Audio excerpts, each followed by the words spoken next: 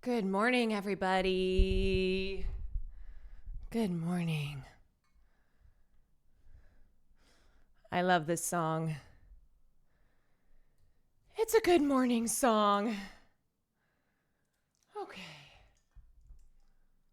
Look up. Look up.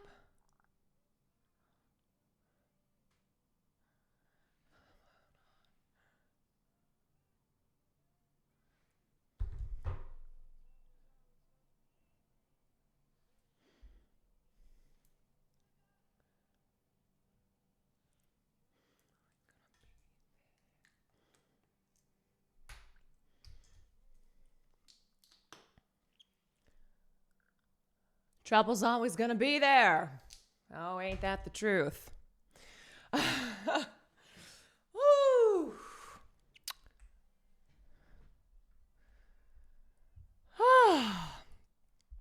But also like, oof. I know. I know. Good morning. I'm so sorry, you guys. I meant to go live. I meant to go live earlier, and I woke up at.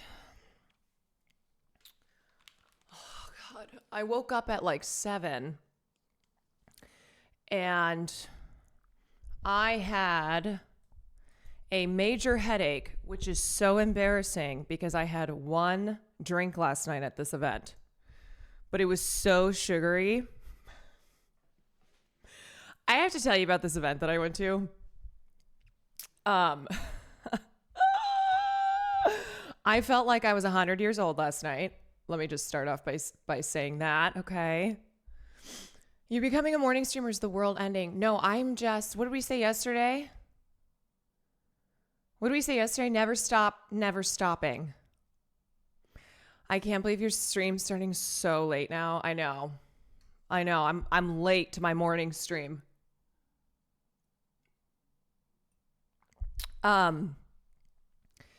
Katie, thank you for the gifted. Gen X, thank you for the 10 months. Emerson, thank you for the 10 months. Why do you look fabulous? Oh, thank you. What's the secret to your headache? Well, ibuprofen. And sometimes I'll use a hot towel and just kind of wait. Yeah, I woke up looking like this. I have no makeup on.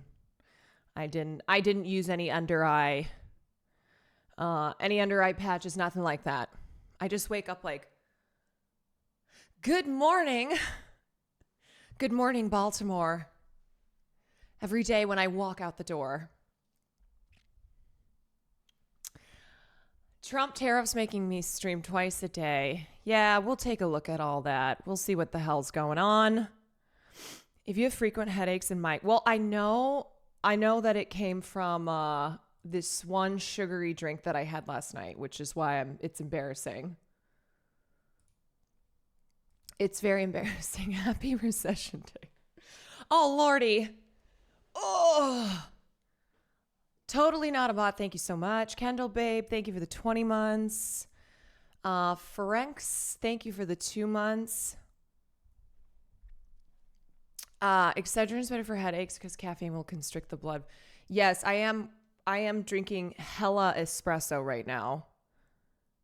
It says natural caffeine and focus. Oh, okay. All right. Trump tariffs really bad for my stocks. Can I tell you guys something? I don't have stocks. I don't got stocks. I don't got any of that. But I know that if you do, the market is looking very worse. No stonks. I've just invested in myself. You know what? I got Caroline Kwan stocks. No, I know Cutie has stocks. She'll call me sometimes and talk about she'll be like, "Oh my God, I should have fucking sold blah, blah, blah." I'm like, "Yeah, girl. I am like Tim Walz, no stocks. That's right. That's right, baby." I only ever had Chipotle stocks. I made $5. Okay, that's enough to get some guacamole. It's enough to get some guac. You should collab with Stock Guy. Okay, so I gotta admit, you know how we don't know everything? No one knows every single thing. There are certain things I genuinely, like in my life, I've gone, no, it's not my thing.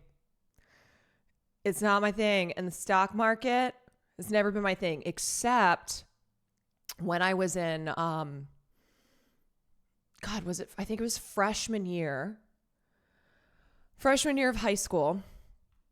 And I was taking an economy class or something like that. And we had this, so our teacher assigned a project where we had to like fake invest in the stock market. And of course there were some people who took it very seriously, right? I didn't know any of it. So I was just like buying random stuff. Okay. Things that I just thought sounded good. I didn't give a fuck. I ended up winning. So we basically tracked it for like, I don't know, a month or so. And then whoever had made the most money, it was totally vibes based. Yes. It was completely vibes based. And I made a bunch of money in the fake stocks.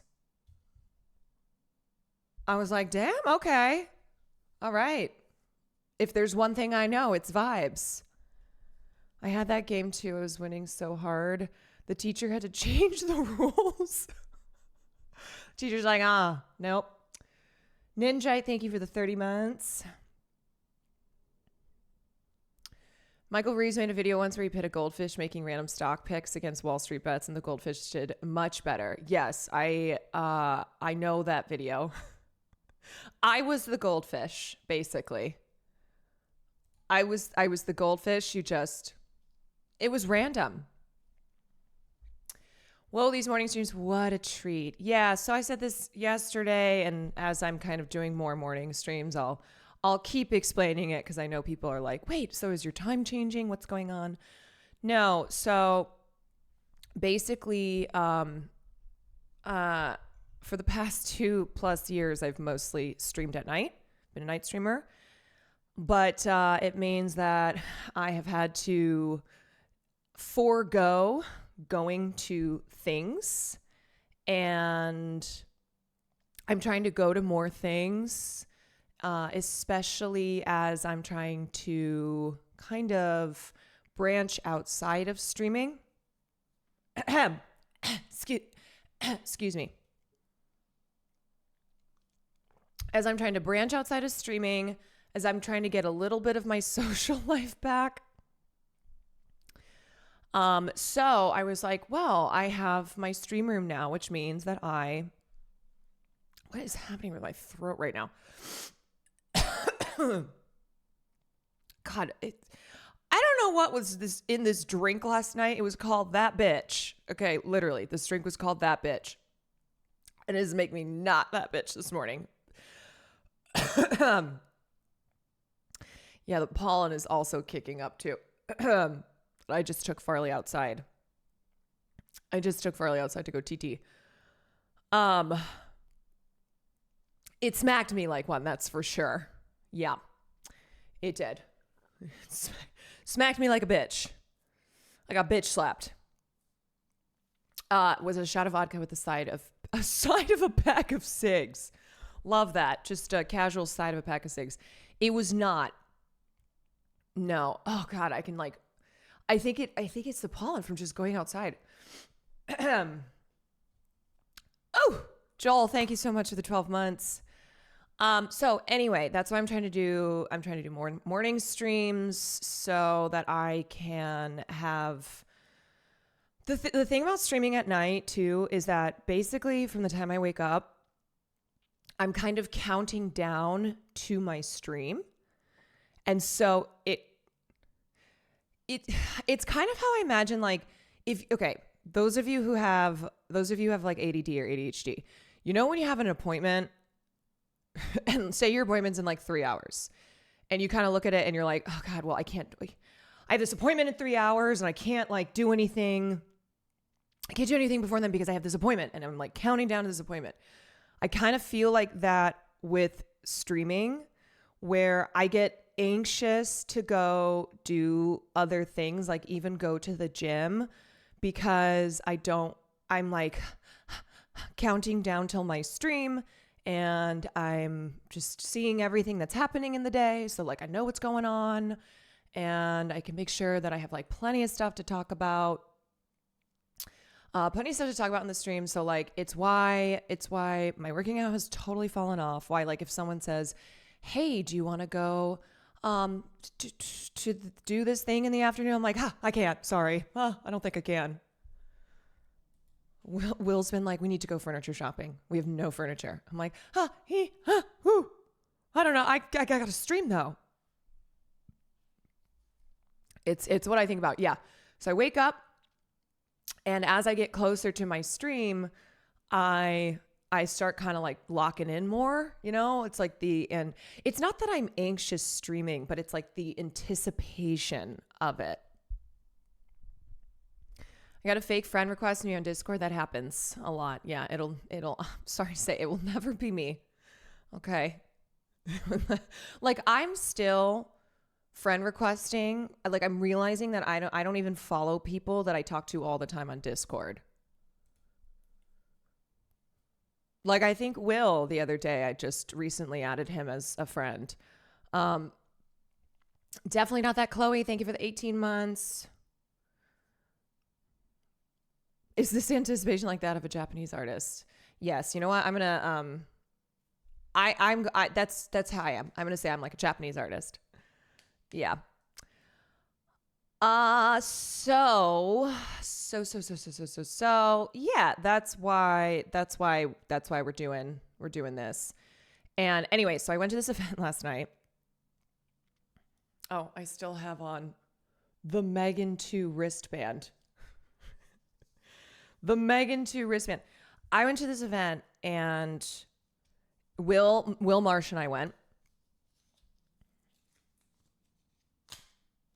Will Marsh and I went, and let me tell you, this event was one of those 20-year-old TikToker Snapchatter events where like everyone is 20. I would say average age 20. And they're all making content. And it's funny because when I go to events like this, I do not feel like a content creator. I'm like, nope, this isn't me. Nope, I can't. Nope. I am 100 years old. I'm 100 years old. Everyone here, like they all look like they just stepped, like they modeled for, whoa, my brain. I almost said they modeled for Holocaust. No, modeled for Hollister.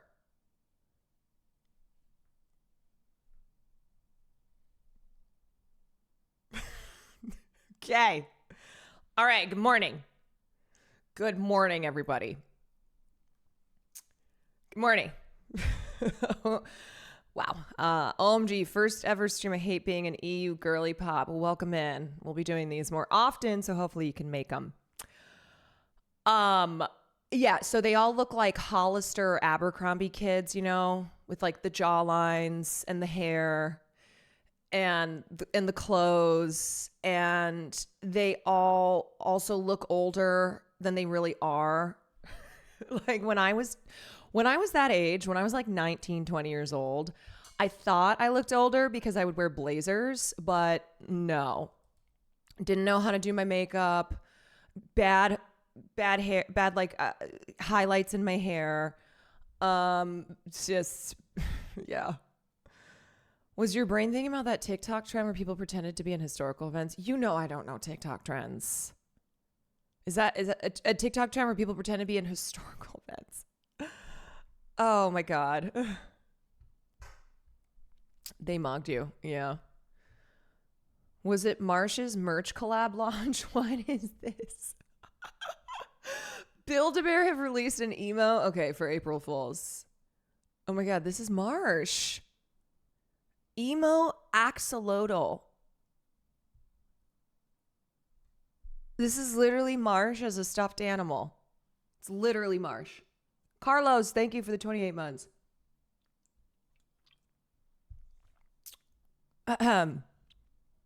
Tell Farley to come say hi. He's sleeping. Whenever I get up, so I've been getting up in the mornings. When I get up, he goes right into my spot because it's warm. And no, he will not be getting up until his dad gets up. He needs his beauty rest. There was a Holocaust makeup trend I remember, and that was awful. That's fucking insane. God. So anyway, we go to this event. We're waiting in line. I guess like maybe I haven't hung around. I haven't hung around like 19-year-old TikTokers since I worked in nightclubs. Like that was a lot of the kids who would come in. They're interesting. There was one guy who started talking to us, and so he starts talking to Marsh, and he's like, "I can tell that you have great impulses." And Will and I are standing over here like laughing because it's Marsh, and the last thing Marsh has is great impulses. Okay. And so we're laughing. He's like, "What?" And we're like, "Nah, no, it's just funny." It's just funny. He's like, "No, this is the guy who like, he's got good instincts." It's like old Billy Rave brains. And Marsh is like, "Thank you so much. Thank you." And this is after like Marsh has just filled me in on his life. And I'm like, "Marsh." And then he was, I don't know. Like there's this, I don't know if it's like this specific 19-year-old TikTok brain, but I always end up having like the weirdest conversations in a way where I feel uncomfortable.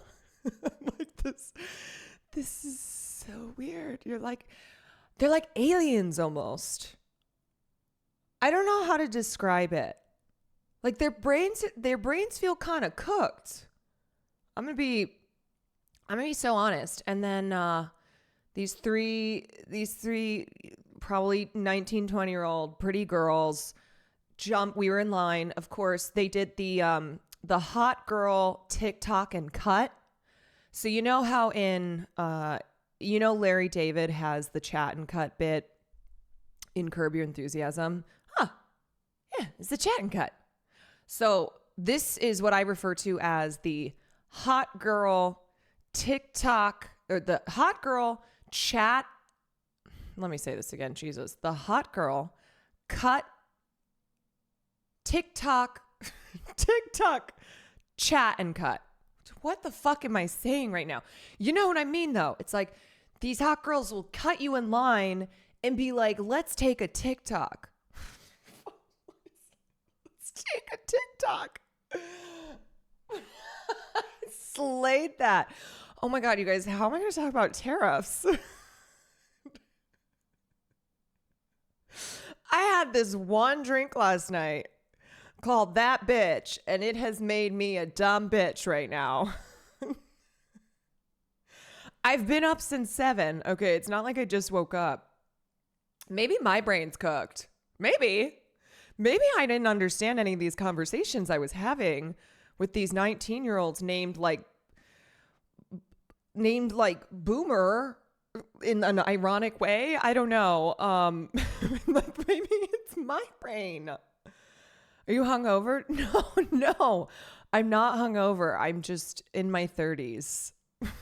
I don't know. Was the Megan event a screening? No, it was not. It was an event for the trailer. It was an event for the trailer, but yeah, Will Marsh and I went because we were meeting this guy we know who works for Universal, blah, blah, blah, blah. And anyway, I've never seen so many phones whipped out at one time. It was almost like it was choreographed. Okay. So we're in this room of 20-year-old TikTokers, and like a disembodied Megan voice starts playing, and she's like, "Hi, welcome to Megan 2." Boom. Like the phones come out, and I turned to Will. I was like, are we supposed to are we supposed to like be recording this? I don't know. I never feel less like a content creator than when I'm around 20-year-old TikTokers. Yeah. This is what we watch all day. Yeah, no, I know. And this is why I have these conversations.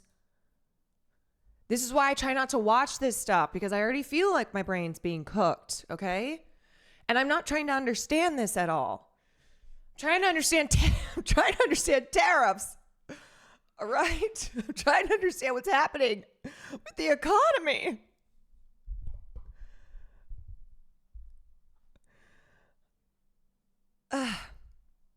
I'm going to be so honest. This sounds like one of the variations of my personal hells.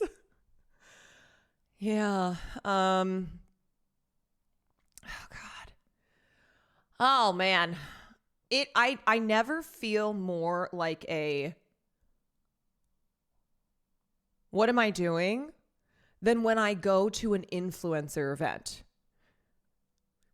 Because I don't feel like that's me, you know? I don't feel like I'm a content creator, or I don't even want to be a content creator when it's just a room filled with 20-year-old TikTokers. Oh my God, do you know who I saw? I clocked him immediately, and Marsh saw me, and then he went, Christian Walker with his very scary blue contacts.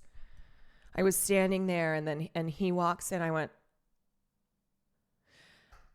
okay, you know how a lot of people wear colored contacts, but some of them look more realistic. His are like cyborg blue contacts, where he looks like a cyborg because of these contacts.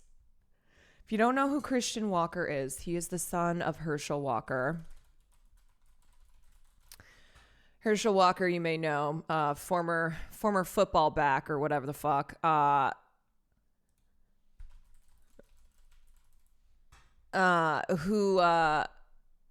Who was the Republican nominee for Senate? Remember that? Remember when Herschel Walker entered the Senate race? Anyway, Christian Walker is his son. He is gay and anti-LGBTQ. He's a gay conservative. He's one of the rare black young gay conservatives who, because he's a young black gay conservative kid who's like a TikToker, he's all over the place, you know? It's like he's on Fox News, he's on whatever. Oh, he said he's not gay, he just likes men. Oh. Okay. Is that what's happening these days? Is that what the kids are doing? That's what they're calling it? Because back in my day, it was you were gay. But yeah, maybe I guess the kids these days, it's not gay. You just I'm not gay. I just like cock. No, girl, he's just whack. Maybe it's those colored contacts. Maybe they're like doing things to people, you know? Those can't be good for you. The ones that like I'm not kidding you. They're very unnatural. She was the first queen to wear the contacts. Yes, it's these contacts. Oh man. Yeah, I don't know. I don't know. Don't bring Coco into this. Yeah, no, we're not bringing Coco into a conversation around Christian Walker. Anyway, so like that's who was there. That's who was there. Let me can I just I have to act this out, okay? I got to act this out. BR, thank you for the gifted. This is how I saw him walking into this Megan 2 event.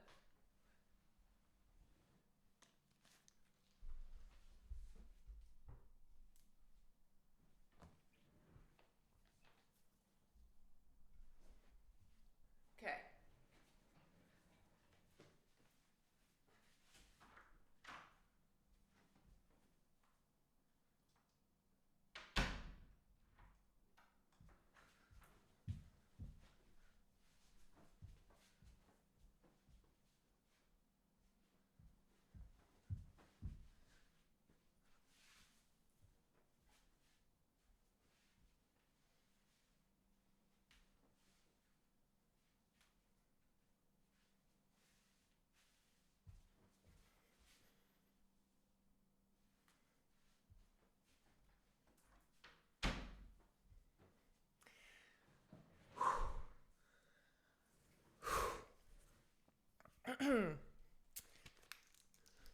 With the colored contacts, you know what I'm saying? With like the unblinking eye, like the just so unnaturally blue eyes. Get me some blue eye contacts and then I can really nail it. Yeah, I was like, damn. Was I supposed to do that? I walked into the event and it was freezing outside. So this is how I walked in. And then they were like, what's your name? Because they were writing on a whiteboard. And then they'd be like, this is so-and-so, because they had a photographer for like the event photos. So I was like, and I refused to take a solo picture. I did force March. I did force him too. Not gonna lie, I think I forgot you were doing an impression. You know, I think that's how I need to start off my day. I think I'm gonna steal that from Christian Walker. Christian Walker's entrance into the Megan 2 trailer event. I'm gonna start off streams like that. All your IG stuff has been really good lately. Thank you. I actually I appreciate hearing that because I have been having conversations with my editors as to like, let's start putting out more content that digs in, that like shows more of the content that I do on stream aside from just like funny moments or gaming moments. It's very funny because if you looked at my Instagram shorts, you would think that mostly what I do is gaming, which I do. I do. I'm a gamer. Yes. Yeah. I also, this is very exciting. Okay. Start your day off like a bad bitch. Start your day off like a bad bitch. Man, I am not gay. I have relationships with women and sex with men. And I got news for you. That means you're gay.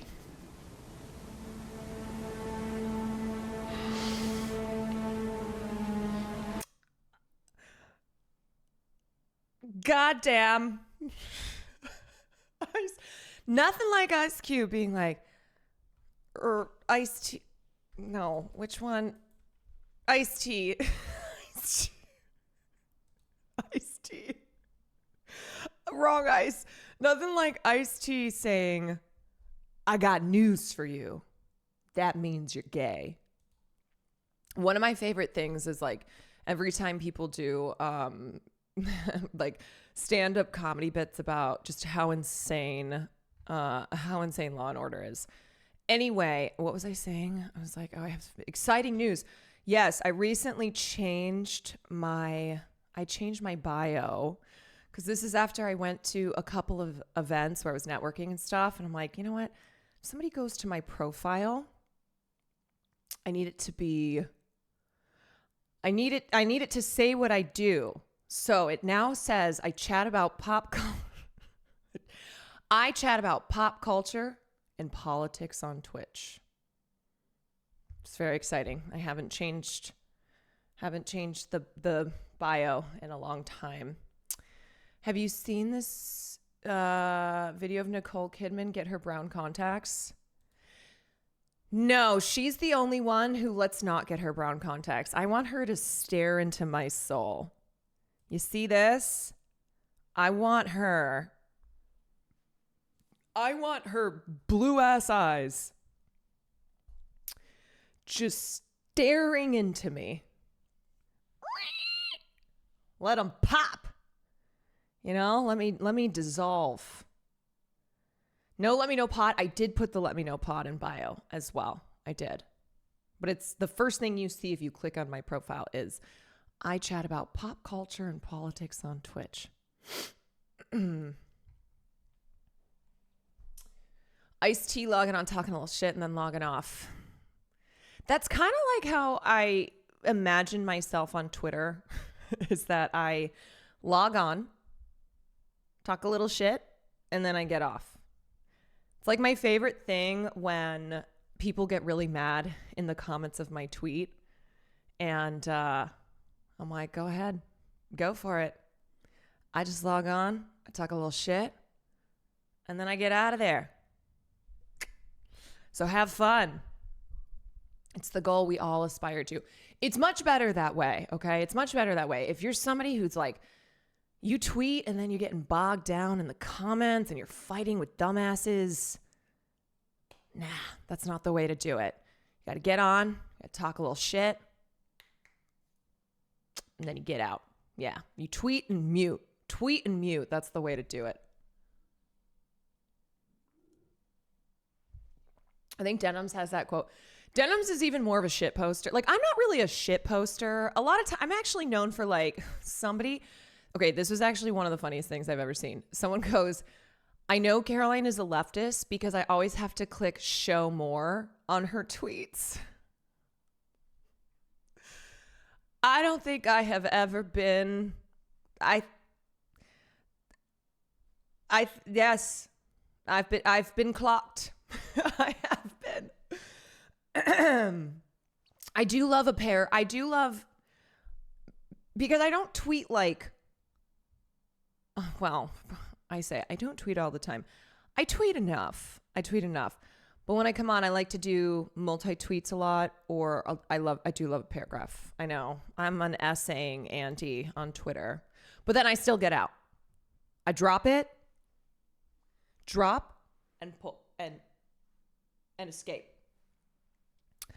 Born to write, forced to post. That's right. Born to write and forced to post.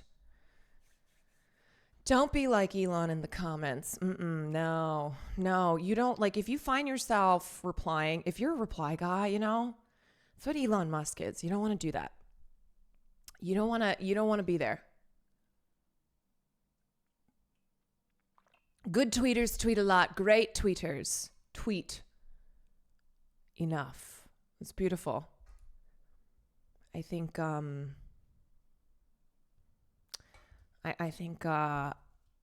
think Angela Davis or someone said that as well. Okay, so anywho, what do we got today? We got we got stuff happening. We got stuff happening, you guys. Stuff is going on.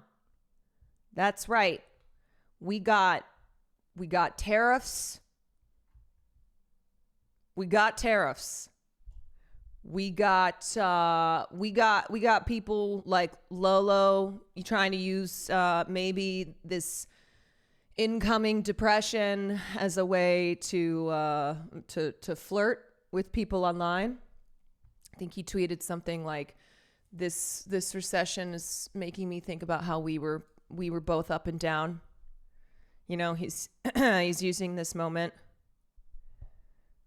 to maybe reach out to the one who got away.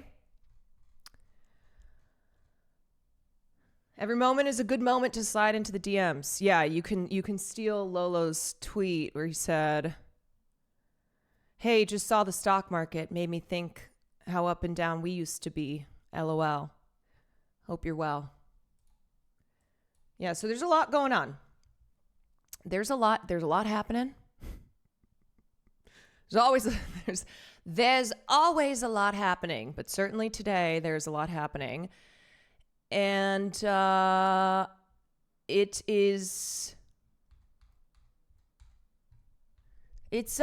good, is what I will say. This is so dangerous, I might use it. Yeah, look, if we're heading into a depression, stock market's crashing, okay? Taxes are going to be raised. People who are already hurting, going to be hurting more. Don't forget to text your ex. Don't forget to use it. Don't forget to use it as an opportunity. I'm heading into a depression personally. Why? Is it because you went and saw that fuck-ass Snow White movie? And now you're depressed looking at the looking at the state of film? Dude, I do not know why did you go see that movie? I could have told you that it sucks, but I guess you had to figure out for yourself. Because Twitter said it was bad, I had to see. Gal Gadot is one of the worst actresses to have ever lived. Kal-El, no! Give me the stone. Give me the stone. Like, somebody give me a line and I will do Gal Gadot acting, okay? Just like, give me a line. Anything.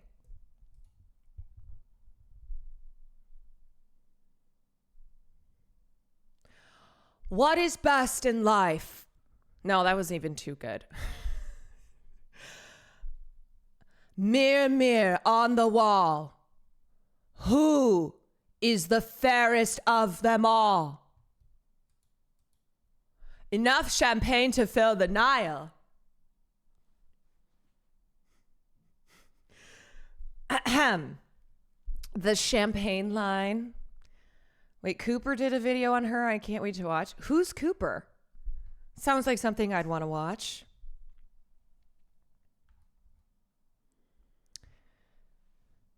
Do Gal Gadot doing Bob De Niro?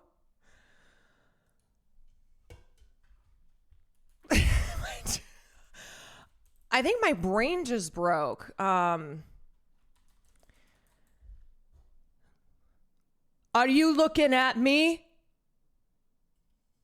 Are you looking? No. Are you looking at me?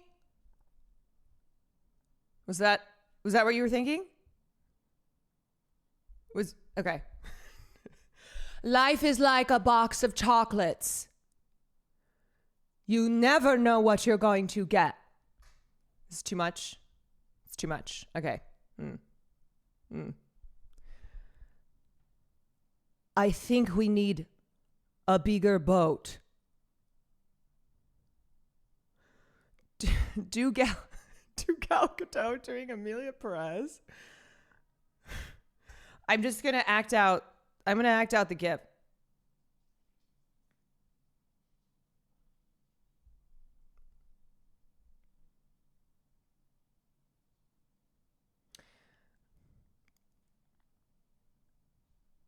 Mocking her acting is a trend on TikTok now. Okay, I actually did know that was a trend.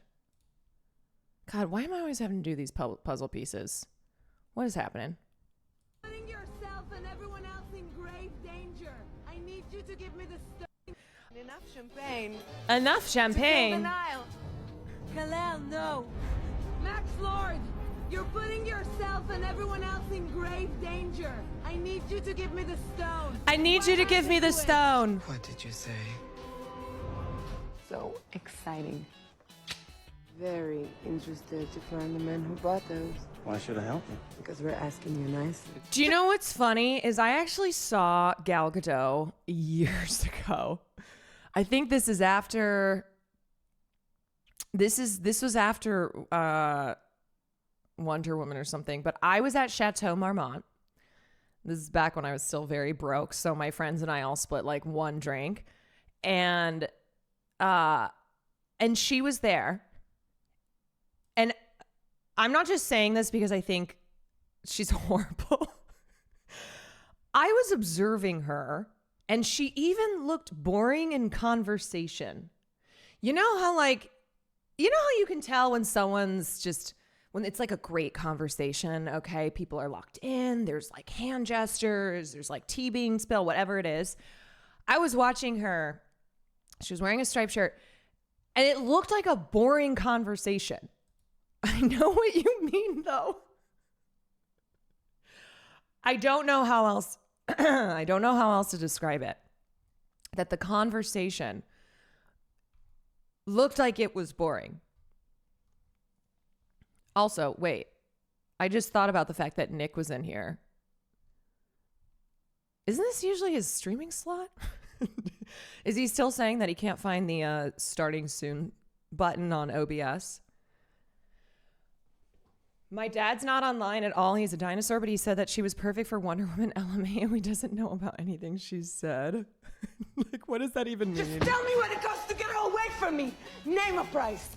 I'll buy the whole damn boat if I have to. Who are you? The lasso of Hestia compels you to reveal the truth. The lasso of Hestia compels you. Who are you? But who? Enough. I said enough. As Amazons, this is our duty. You have no idea what kind of power you're dealing with. Enough.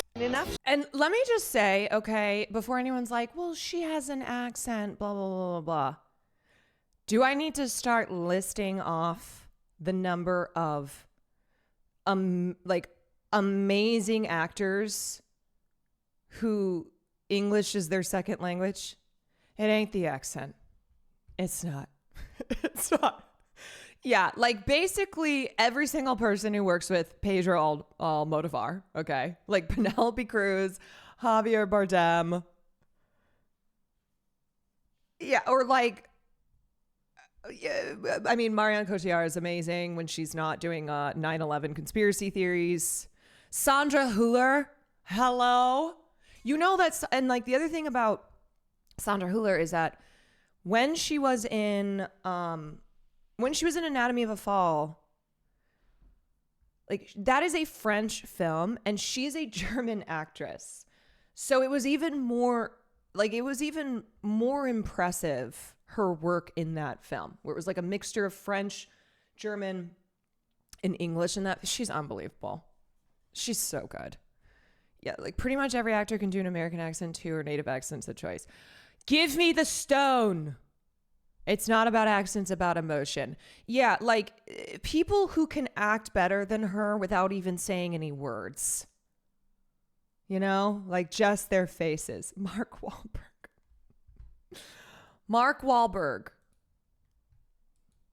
Yeah, I would. Mark Wahlberg is a better actor than Gal Gadot. Kal-El, no.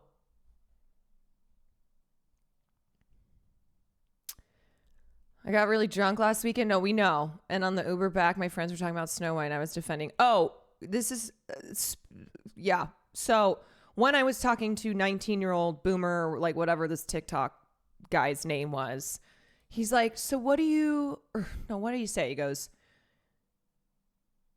he was like, so what kind of energy do you bring in? I was like, what? He's like, maybe because Christian Walker had just come in like he was on a goddamn runway. I was like, what kind of energy do I bring into an event? And I didn't know what to say. So I was just like, I don't know. I guess my energy is I won't shut the fuck up about how insane it is that Disney is blaming Rachel Zegler for the failure of Snow White. And he looks at me, he was like, oh, that's so interesting. Who's that? This is what's crazy. A 19-year-old in LA who's a TikToker and it said he had just auditioned for a live action film. He's like, yeah, I just had well, I go, okay, wait, let me continue with the conversation. So he's like, wow, that's so cool. Like that's, like, love it. So who is that? And I was like, oh, Rachel Zegler, who stars in Snow White. He's like, oh, is that a movie out? I was like, yeah, yes, it is. And he's like, oh, so like, what's going on? And I couldn't get into the whole thing. So I basically just like, he's like, you don't like it? I said, well, I'm not seeing that film for many reasons, but also I'm just over live action films. And he was like, yeah, I know, right? Except I did just audition for one. So like, I think this one will be good. And then Will made a joke about how it was Bambi. I don't think Boomer or whatever his name was like understood. Cause he was like, no, it's not.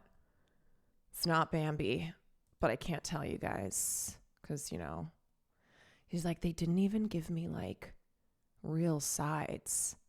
I said, yeah, that happens a lot with, you know, big projects is that they don't want any of the script to leak. So they'll give you fake sides. He was like, oh, yeah.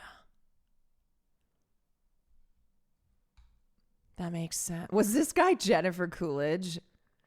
Maybe it was Jennifer Coolidge's maybe it was Jennifer Coolidge's son. Oh. You sort of make him sound like Casey Tron.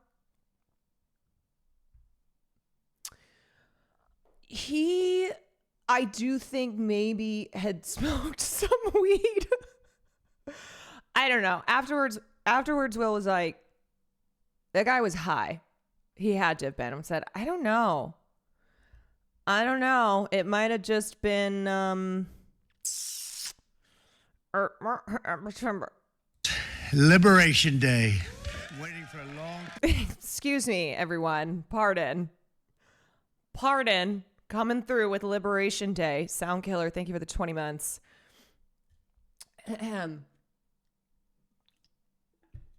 It might have just been Liberation Day. Could have just been a brain dead 19-year-old. Yeah.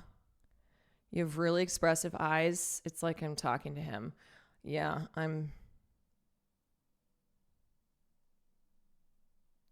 This is the kind of energy that I bring into a function.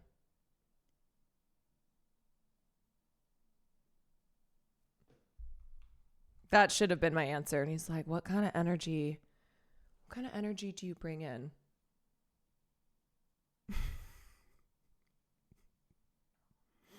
This.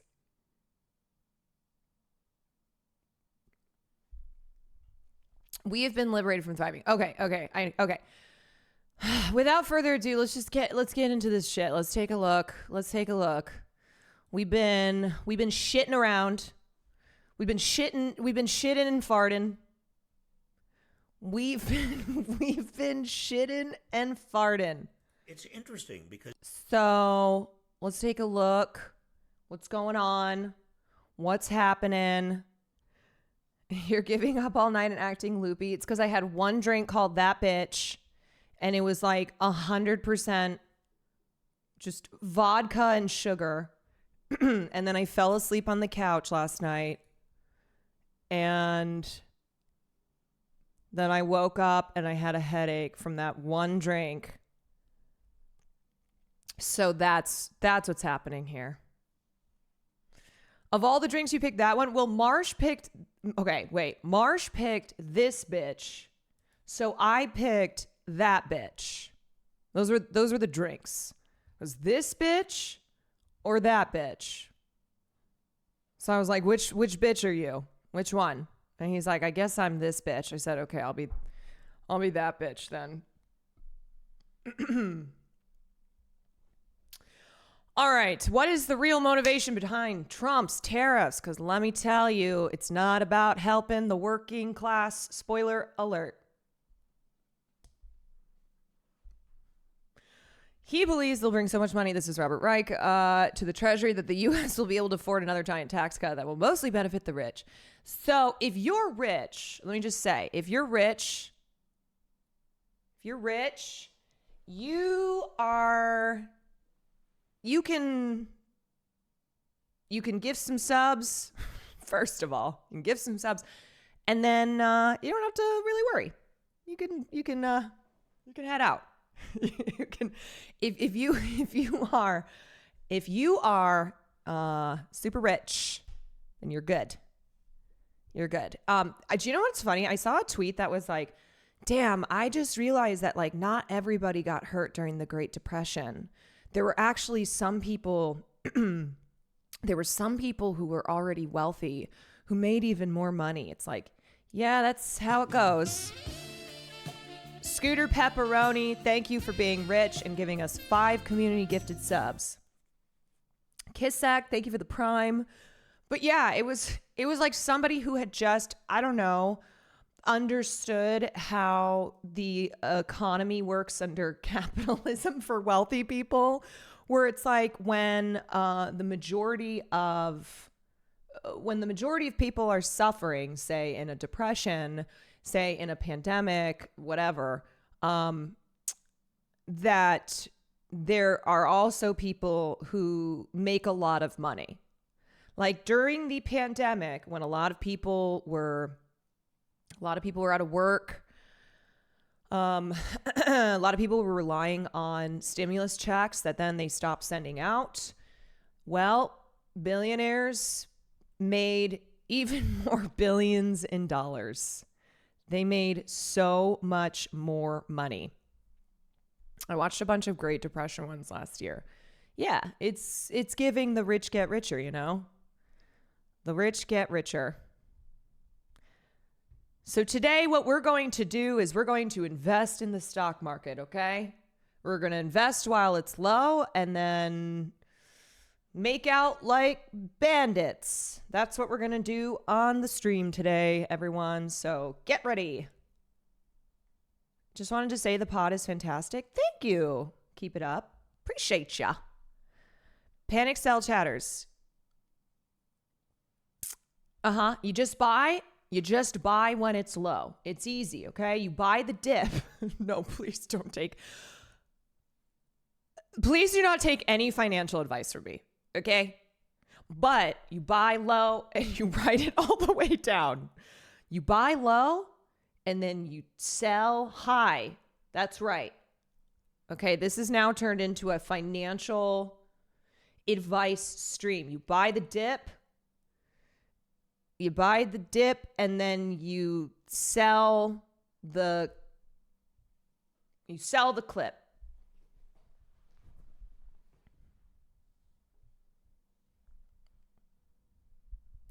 You buy high and you sell low. That's right, everybody. So buy high, sell low, and you're welcome.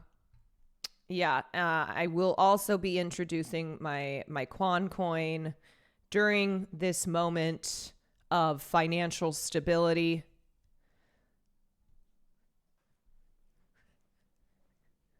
Best advice out there. You're not going to get it anywhere else, okay? You're not going to get it anywhere else. Other streamers covering this stuff, they're going to talk about like socialism. They're going to talk about why capitalism, late stage capitalism has gotten us to this point, okay? The American empire in decline. No. Buy high, sell low.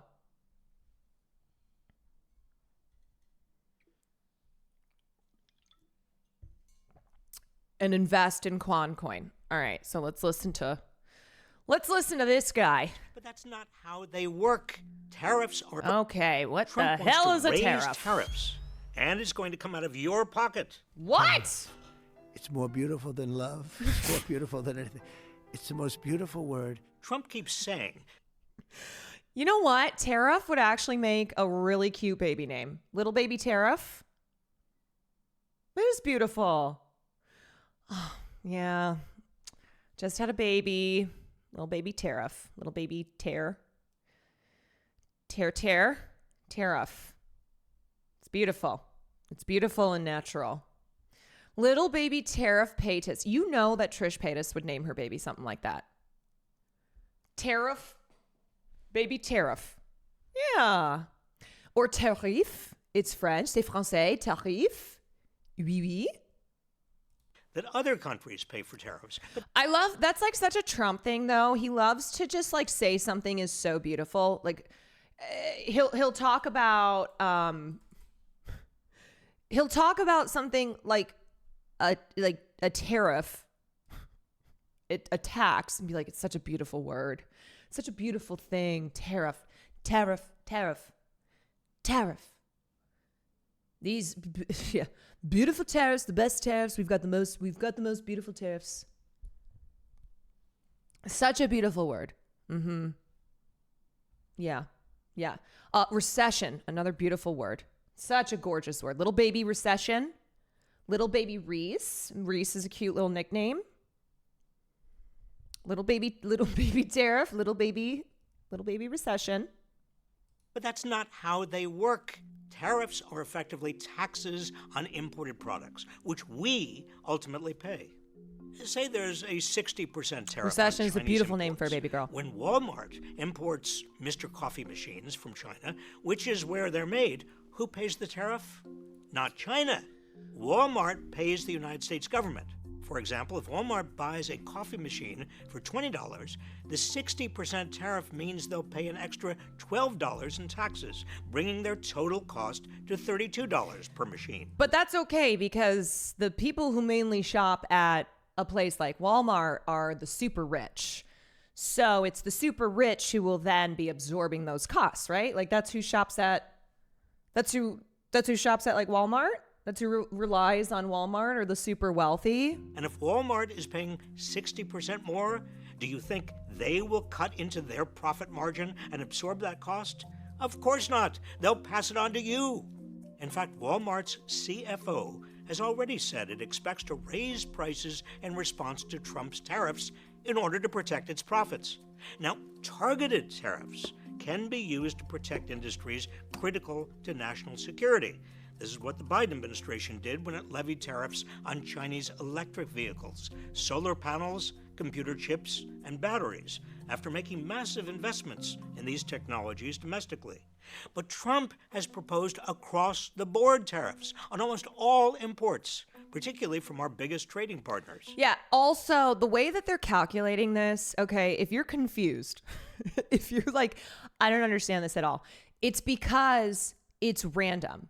Like I have seen some people speculate that they used ChatGPT to come up with their formula on how they're calculating their reciprocal tariffs, where they're like pretending as if they're doing it in a reciprocal way. So they're matching what other countries charge the United States dollar for dollar. And they're like, yeah, that's so it's actually fair because this is what these countries charge us, and so we're going to reciprocate and charge them. But the reality is it's this calculation where they're taking the trade deficit, dividing it by exports, and then timesing it by 1/2, but then also adding on other random stuff. It's like he said he was going to do a 10% like blanket tariff and then add that on top of like reciprocal tariffs too. So if you're looking at all this, be like, I don't understand this. It's because it's fucking random, okay? It's actually much dumber. They looked at what the trade deficit was divided by the total trade value from each country.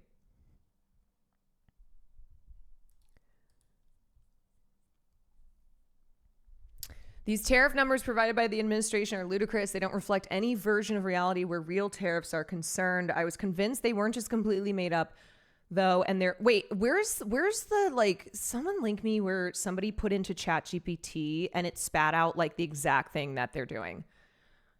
They're talking about trade balances made me curious enough to dig in and try to find where they got these numbers. This guess paid off immediately as far as I can tell, which is a tiny bit of digging. Almost all these numbers are literally just the inverse of our trade balance as a ratio.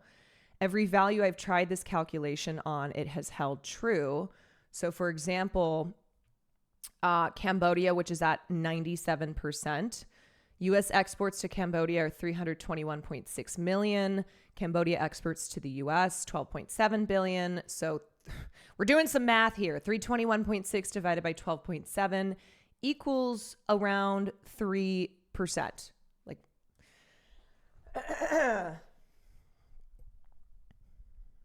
and that's why Cambodia is at 97%.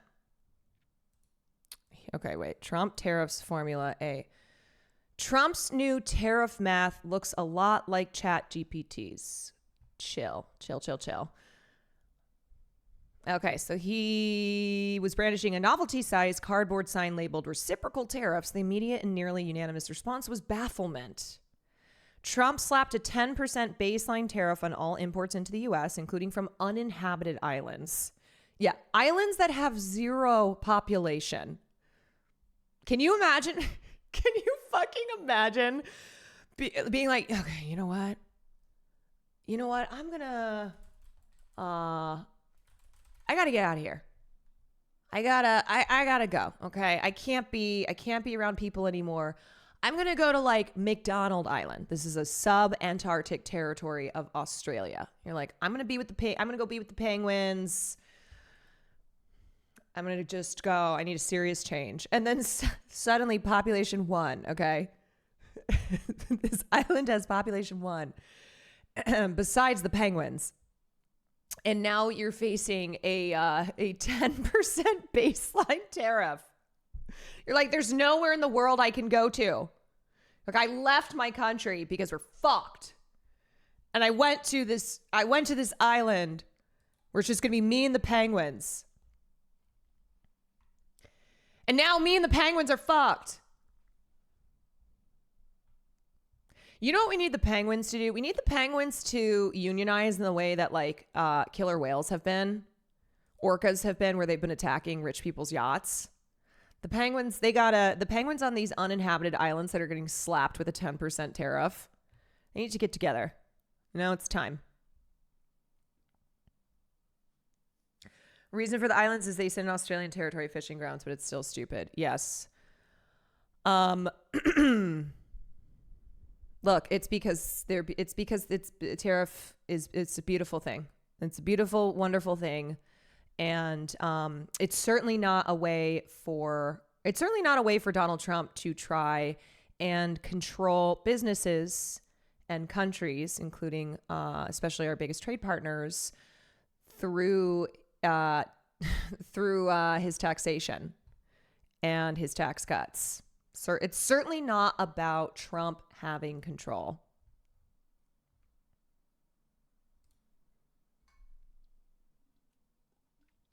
He is not trying to be like King George whatsoever. Do you think Lin-Manuel Miranda is going to do another Hamilton style musical, but about this time? You'll be back. Except it'll be Donald Trump singing about beautiful tariffs. Beautiful tariffs. I will not give away my tariff. I will not give away my tariff. Sorry if I just spoke that into existence. My bad. Okay, so plus absurdly high rates on specific countries supposedly based on tariffs charged to the USA, which didn't match up to other non-cardboard sign-based estimates. Stock markets have plummeted. Consumers are facing, remember, buy high, sell low. Consumers are facing down sharp price hikes on potentially almost everything that they buy. Where did these numbers come from? Apparently an oversimplified calculation that several major AI chatbots happen to recommend. Economist James Surowiecki quickly reverse engineered a possible explanation for the tariff pricing. He found, like, bro, you know that the people advising Trump on this shit, they're like 20-year-old Elon Musk stans who love AI. And they're like, sir, Sir, I got this from ChatGPT. He's like, okay, it's beautiful, it's wonderful. I love ChatGPT. I love that. Wonderful, beautiful. Like, is Barron writing this shit? Just about. James found that you could recreate each of the White House's numbers by simply taking a given country's trade deficit with the U.S. and dividing it by their total exports to the United States. Have that number, and you get a ready-to-use discounted reciprocal tariff. So, sorry. A trade deficit is when a country is importing more goods and services than it is exporting. And a trade surplus is the opposite. So trade surplus is when a country is exporting more goods than it is importing. So they took the country's trade deficit, which means importing more than exporting, and then divided it by their total exports to the U.S. And then you half that number, and that's the reciprocal tariff. The White House objected to the claim of using ChatGPT and published the formula that it says it used, but as Politico points out, the formula looks like a dressed up version of Surowiecki's method. In case you weren't sure, Surowiecki calls this approach extraordinary nonsense. So why did Trump's team use it? Well, like plenty of people who've realized their homework is due in 3 hours' time, it seems like they may have been tempted by AI. So these are images of how ChatGPT suggests handling a trade deficit. Here's Gemini's advice. AI's Grok is of the same opinion. And even Claude agrees. A number of X users have realized that if you ask ChatGPT, Gemini, Claude, or Grok for an easy way to solve trade deficits and put the US on an even playing field, they'll give you a version of this deficit divided by exports formula with remarkable consistency. The Verge tested this with the phrasing used in those posts, as well as a question based more closely on the government's language, asking chatbots for an easy way for the U.S. to calculate tariffs that should be imposed on other countries to balance bilateral trade deficits between the U.S. and each of its trading partners, with the goal of driving bilateral trade deficits to zero. All four platforms gave us the same fundamental suggestion. Grok is now deciding economic policy, except let's be fucking real. Trump's tariffs are not real economic policy. But yeah, that's how I'm just imagining like all these AI programs. This is how we win. This is how we win. We're making the decisions for the White House, for the U.S. economy. Funny but sad. Funny but sad. Young Stinky, thank you for the gifted. There is some variation. Grok and Claude specifically suggested having the tariff figure to generate. Oh my God, you guys, I'm so sorry I cannot speak this morning. To generate what Grok calls a reasonable result. You know what? Just replace me with AI. Okay, get me out of here. Get me out of here. Bring in AI. Buy high, sell low. That is how we win. If you want to become rich, you must do that. Okay, Jesus. Ask for a 10% baseline tariff, and the systems also disagree on whether that should be added to the total tariff rate or not. But answers from across the four chatbots have more similarities than differences. The bots caution, with varying levels of seriousness, that there are trade-offs and complications. Gemini, the most strident of them, will give you a page full of explanations as to why this oversimplified approach could backfire. I love that even the AI is like, whoa. Look, I'm just AI, okay? Look, this is just a suggestion. Don't do it. While this calculation offers a seemingly straightforward way to target bilateral trade deficits, the real-world economic implications are far more complex. They're literally like, but what do I know? I'm just an AI program. Yes, it's the equivalent of saying, but IDK though. Or like you say something, but that's just my opinion. And if this is applied to the real world, there could be like very serious implications, potentially leading to recession. And it could lead to substantial negative consequences, it warns, adding that many economists argue that tariffs are not an effective tool for balancing trade deficits. Yeah, even the AI program to agree with you, like it's a bad idea though. Like this is theoretical, okay? This is just, we're just kind of brainstorming here. It's like the like commercial for medicine where it's like side effects can include devastating economic implications that are far more complex and could lead to substantial negative consequences if actually applied in the real world.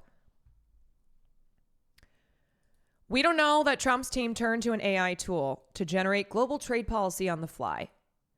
I feel like we can say that would make sense. You know? Like it would absolutely make sense that Trump's team turned to ChatGPT or other AI programs to be like, give me a reciprocal tariff calculation. Like it makes sense, you know? Like that's where we're at. Since chatbots are regurgitating information from training data, it's also not clear how they arrived at this particular formula. But regardless of how the tariffs were devised, the world will be watching to see if they come into effect starting April 5th. And if they're implemented, what the Trump team's back of the napkin math will do to global trade. Dun dun. Where's Ice-T when you need him? Listen. I'm just like I'm imagining Ice-T in a Law and Order scene where he's like, stock markets, tariffs, reciprocal tariffs, discounted reciprocal tariffs. You getting your information from ChatGPT, huh? You, like in the same sentence that he's like, you like little boys, huh? He's like, you like little boys. And you're getting your economic policies from ChatGPT. You bought the dip, that means you're gay. That means you're gay. Hi, Caroline. Good afternoon. Good afternoon. He Good claims afternoon. this will help boost American manufacturing and spur job growth, but tariffs alone 10 out of 10 impression. Thank you. don't result in new production capacity or more jobs. Plus, American manufacturers import a lot of raw materials for products they make, so their prices would go up too. While Americans would pay more for imported goods due to tariffs, countries that export the products are also affected. China's government might retaliate with tariffs of its own on American-made products. That's called a trade war, and there are no winners. One of the biggest global trade wars started with the Smoot-Hawley tariff in 1930. Oh, the After Great 1929 Depression. Can I I have to tell you guys the funniest thing ever. My little sister who's a Zoomer, when I first started dating Will, she was like, so what's his family like? Blah, blah, blah, blah. And I was like, oh, you know, it's just him and his parents. I said, his dad's actually really old. His dad's in his 90s. He was born in like, I don't know, 1928. And she goes, oh my God, like the Great Depression era? I said, yeah. She goes, we learned about that in school. Like she could not get over that the era of which Will's father was born into was something that she learned in school. She's like, oh, we learned about that in school. I said, yeah. You also know that you're, like you have grandparents who were also born in that era.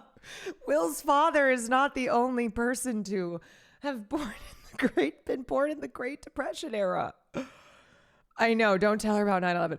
Like Farley being born on 9/11. We learned about that in school. Will's dad is older than my great grandparents and I never met them. Yeah, he's going strong though. He is. Broke Social, thank you for the tier 1. 9/11, like the day that some Zoomer is like, or not even a Zoomer, like some young person says to me, you were alive during 9/11. That's when it's over for me, you know? I mean, some Zoomers were born during 9/11, but like whatever the younger generations are, Gen A, you know, like as soon as they say to me, you were alive during 9/11, what was it like? What was it like? You were alive during that. You were alive then? And I'm going to be like, no, I wasn't. No, I'm a millennial who was not alive during 9/11. Stock market crash. President Hoover and Republicans thought sweeping tariffs would help the economy. They didn't. Import prices surged and exports plummeted because of other countries' retaliatory tariffs. Global trade fell by 66%.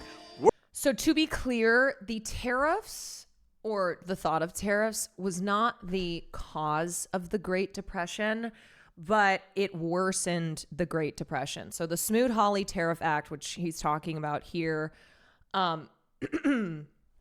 so when that was implemented, high tariffs reached nearly 60%, but it wasn't signed. Jesus. I swear to God, between the pollen and that bitch last night, I cannot talk. But it wasn't signed into law until 1930, which was months after the Depression had already started. But it certainly worsened the Depression. It was a terrible, terrible decision. Worsening the Great Depression. Smoot-Hawley seemed to prove that across-the-board tariffs don't work. But then came Trump's first term and his sweeping tariffs largely on China. Higher prices from Trump's tariffs on thousands of products are estimated to have cost American families close to $80 billion. And this cost took a larger chunk out of the incomes of poorer families than richer ones. That's because tariffs are regressive, meaning they take a higher percentage out of the paychecks of working people than out of the paychecks of the wealthy. If you make $50,000 a year, the cost of a coffee maker going up due to tariffs impacts you more than someone making $1 million a year, who can better afford the price increase. Following Trump's move, China retaliated with its own tariffs on American exports, which led China to import less from the United States. In the U.S. agriculture industry alone, this resulted in a 20... Has anybody been watching iShowSpeed's travels in China? How iShowSpeed is like dismantling decades of propaganda for Zoomers. It's amazing. Yeah, I mean, I'm also just like in awe of just how how they do their content with the drones and like, my God, really capturing the incredible sights and infrastructure and just beauty of the cities that he's visiting. Hassan's been incredibly jealous. Of course he is. He wants to go to China. We were talking about it during Japan because I really want to go to China. I'm half Chinese. My dad's family is Chinese. I've never been to China. Japan was the first time that I went to Asia, and I was like, man, there was a part of me that felt bad about it because my family is Chinese. My family is a Chinese family from China. I was like, I have never even been to where my grandparents are from, like where there is a long lineage of Kwan and Yaos. Kwans and Yaos. Please go to China with Let Me Know and Fear and. Well, I know that's... I wonder if I could get Sam to go to China. She wants to go to Japan. She said she was influenced by my Japan streams to go to Japan.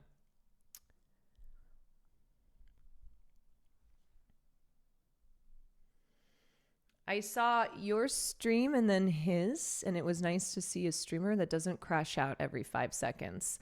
I can't crash out every 5 seconds. It's too exhausting, honestly. It's too exhausting. I try to every once in a while I got to set somebody straight, but I like literally do not think that I could be happy streaming if I were just every 5 seconds yelling at somebody in chat. It's exhausting. I don't know how he does it. When he takes a chatter into the public square, I'm like, oh, I'm tired watching it. The part of my family that still lives in a village literally has an EV, literally broken down buildings everywhere, but there's an EV charger still there. It's like Hezbollah having a fiber optic.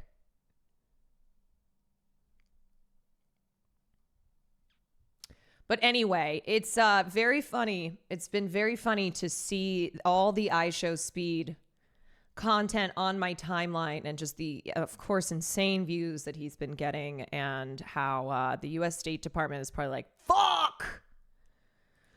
What if the U.S. State Department tries to recruit iShowSpeed to do U.S. state propaganda? They're like, listen, we think you're great, okay? We have a request.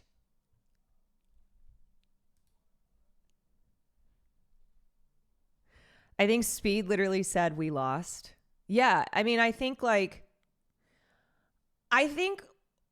that's one of the beautiful things about IRL content around the world is a lot of young people who watch streamers like iShowSpeed, who are not just by their youth as propagandized as older Americans are. And so their impressions of a country like China are probably mostly through watching iShowSpeed's travels. One of the best lines from his China trip is, China in the future, or is China in the future, or is everyone else stuck in the past? Well, Jake and Waterland are fun. They're great. I like both of them. And I know that they've been traveling and doing travel content for a long time, but Speed is just how gigantic of a content creator he is. I mean, he's one of the biggest streamers, if not the biggest streamer in the world. I don't know who's number one, but it's the millions of people who are watching his content, either watching his live streams, watching his YouTube videos, etc.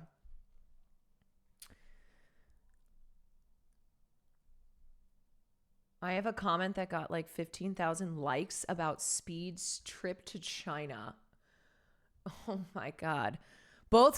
CIA and State Department of USA was crying when Speed was showing the Shanghai Road and people. They taught people having fun in China is illegal, and you could go to jail for it. And there was thousands of people having fun with Speed.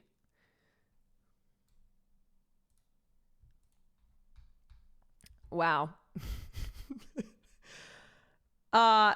Sorry. The State Department can try as they might to keep hammering in that anti-Chinese propaganda, but they are no match. They are no match for a 21-year-old or however old he is with a camera.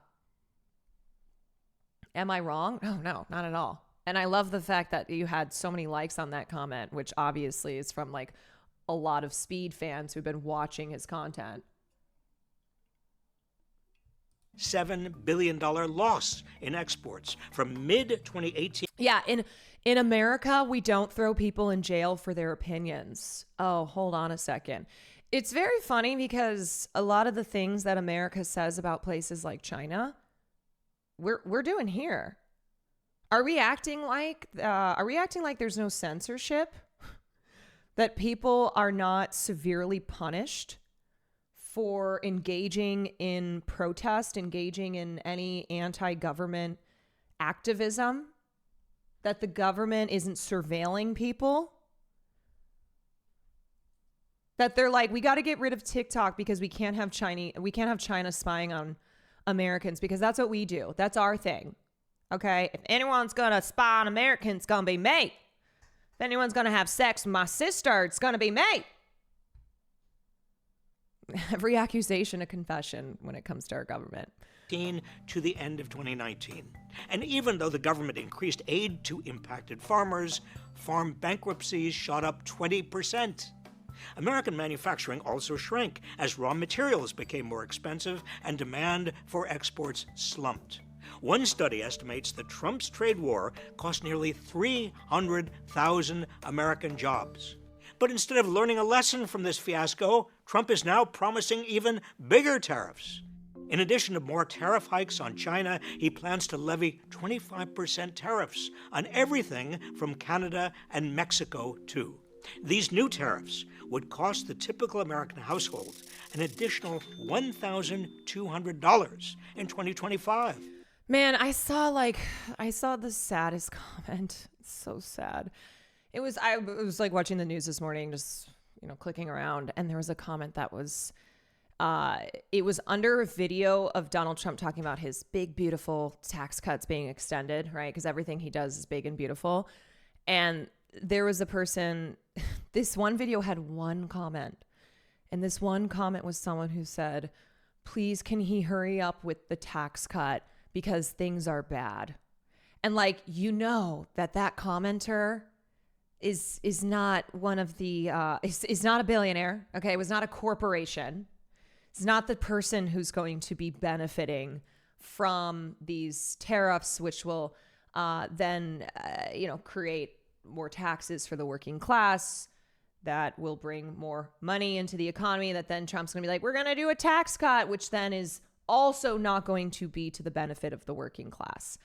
And it just was like, it was sad. It was sad that to see this one comment, which it's not just one person who has bought into this, who believes that Trump extending his big, beautiful tax cuts is going to alleviate their economic insecurities, that as they're listening to the news about tariffs and how that low and middle income Americans will take a hit from this, but Donald Trump is going to extend his tax cuts, so it's actually going to all be better.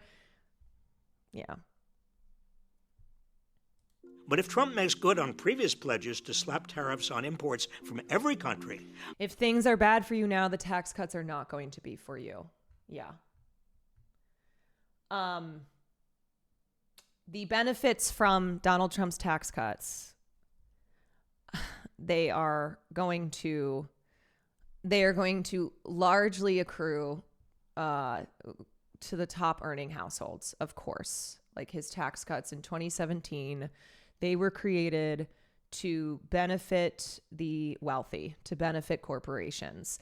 And then at the same time as all this is going on, Republican lawmakers are, of course, trying everything they can to cut back on social safety net programs, like the social safety net programs that were created by the New Deal, the New Deal, which came after the Great Depression. And they will be cutting back on, they want to cut back on Medicaid, they want to cut back on food stamps. These are social safety nets that are in place to help the poor and working class. And that is a way to pay for these tax cuts. So this combination, this double whammy, will hit lower income households. Like that's the reality here. Like that person who the sole commenter on that YouTube video, that type of person, like they will be getting hit by the tariffs. They will not be seeing benefits from the tax cuts, and they will also be facing a loss from federal support programs.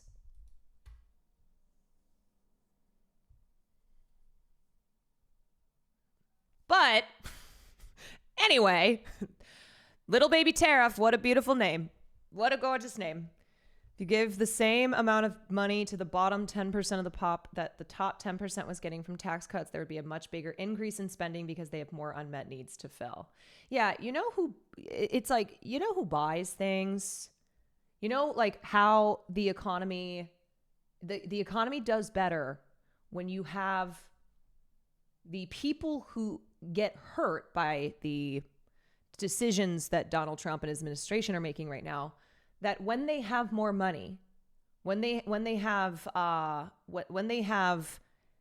money in their pockets that they don't have to spend on rent, that they don't have to spend on groceries, like they put that into the economy.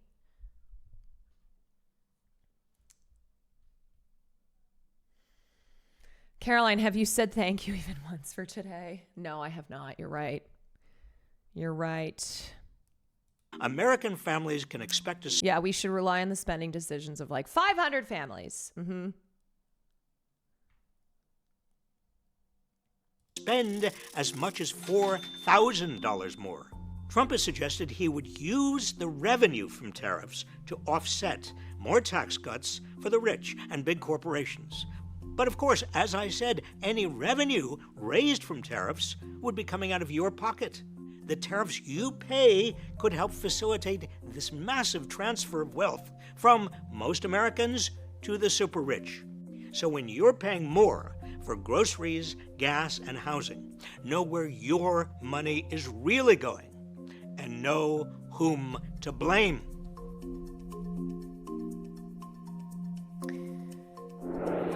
Yeah, I really like Robert Reich. I think he's a smart guy, and I think he makes really good. I think he breaks things down quite simply like effectively in his videos. Because, look, these are economic things that can overwhelm people, that they can kind of get lost in the sauce on, that they might not even understand like what a tariff is. And I think the best thing to do in moments like this is to make things as simple as possible. Like I have my issues with I have my issues with people like Chris Murphy, but I do think that recently he's also, like, as a Democrat, been effective at breaking things down. Like when he put out that video on Mahmoud Khalil, he also put out a thread here. Those trying to understand the tariffs as economic policy are dangerously naive. No, the tariffs are a tool to collapse our democracy, a means to compel loyalty from every business that will need to petition Trump for relief. So this is something that we have already seen from the moment Trump came back into power, where he is all about loyalty and retribution. So institutions, private and public, who he is demanding to bend at the knee, or else say bye-bye to your funding, or say bye-bye to your various agencies and employees being cut by the thousands. So this is a means to compel loyalty from not just businesses and institutions in the United States, but countries around the world. This week, you will read many confused economists and political pundits who won't understand how the tariffs make economic sense. That's because they don't. They aren't designed as economic policy. The tariffs are simply a new, super dangerous political tool. You see, our founders created a president with limited and checked powers. They specifically put the power of spending and taxation in the hands of the legislation. Why? Because they watched how kings, like King George, you'll be back, and despots use spending and taxes to control their subjects. British kings used taxation to reward loyalty and to punish dissent. Our own revolution was spurred by the king's use of heavy taxation of the colonies to punish our push for self-governance.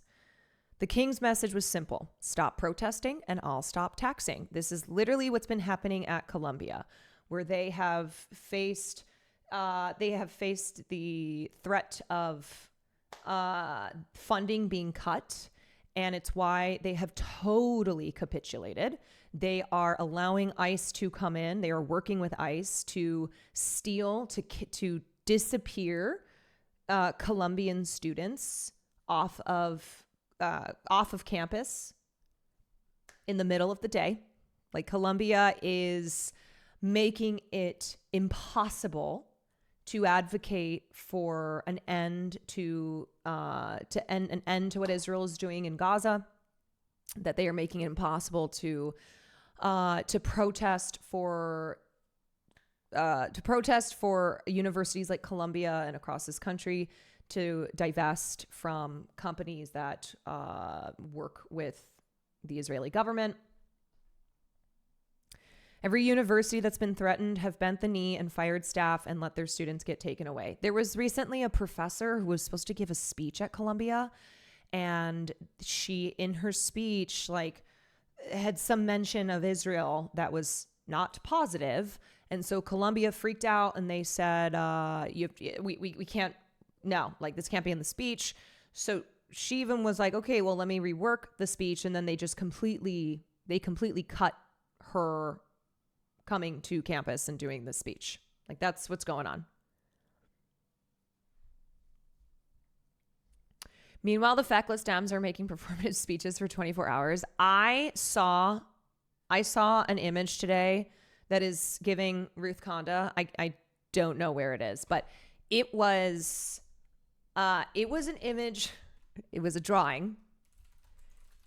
It was a drawing of John Lewis up in heaven, smiling down at Cory Booker, and it had the quote, "Now that's some good trouble."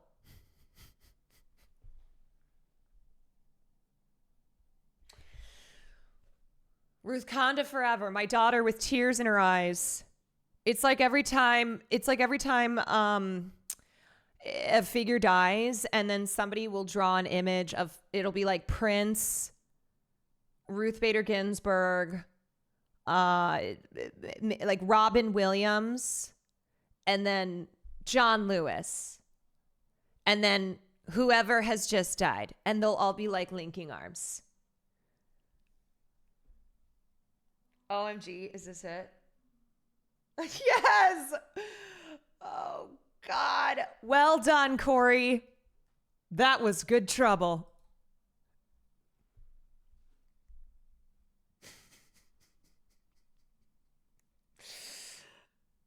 Oh, you gotta laugh. You gotta laugh. Somebody put this one. It's John McCain looking down. John McCain looking down at Biden and Harris. Finally, war with Iran. Oh, God. We're so cooked if this is what the libs... The 30,000 likes. Well done, Cory. That was some good trouble. Sure was. That's how we get things done, okay? That's how we do it. That's how we fight back. Okay, so continue with Chris Murphy's tweet thread here.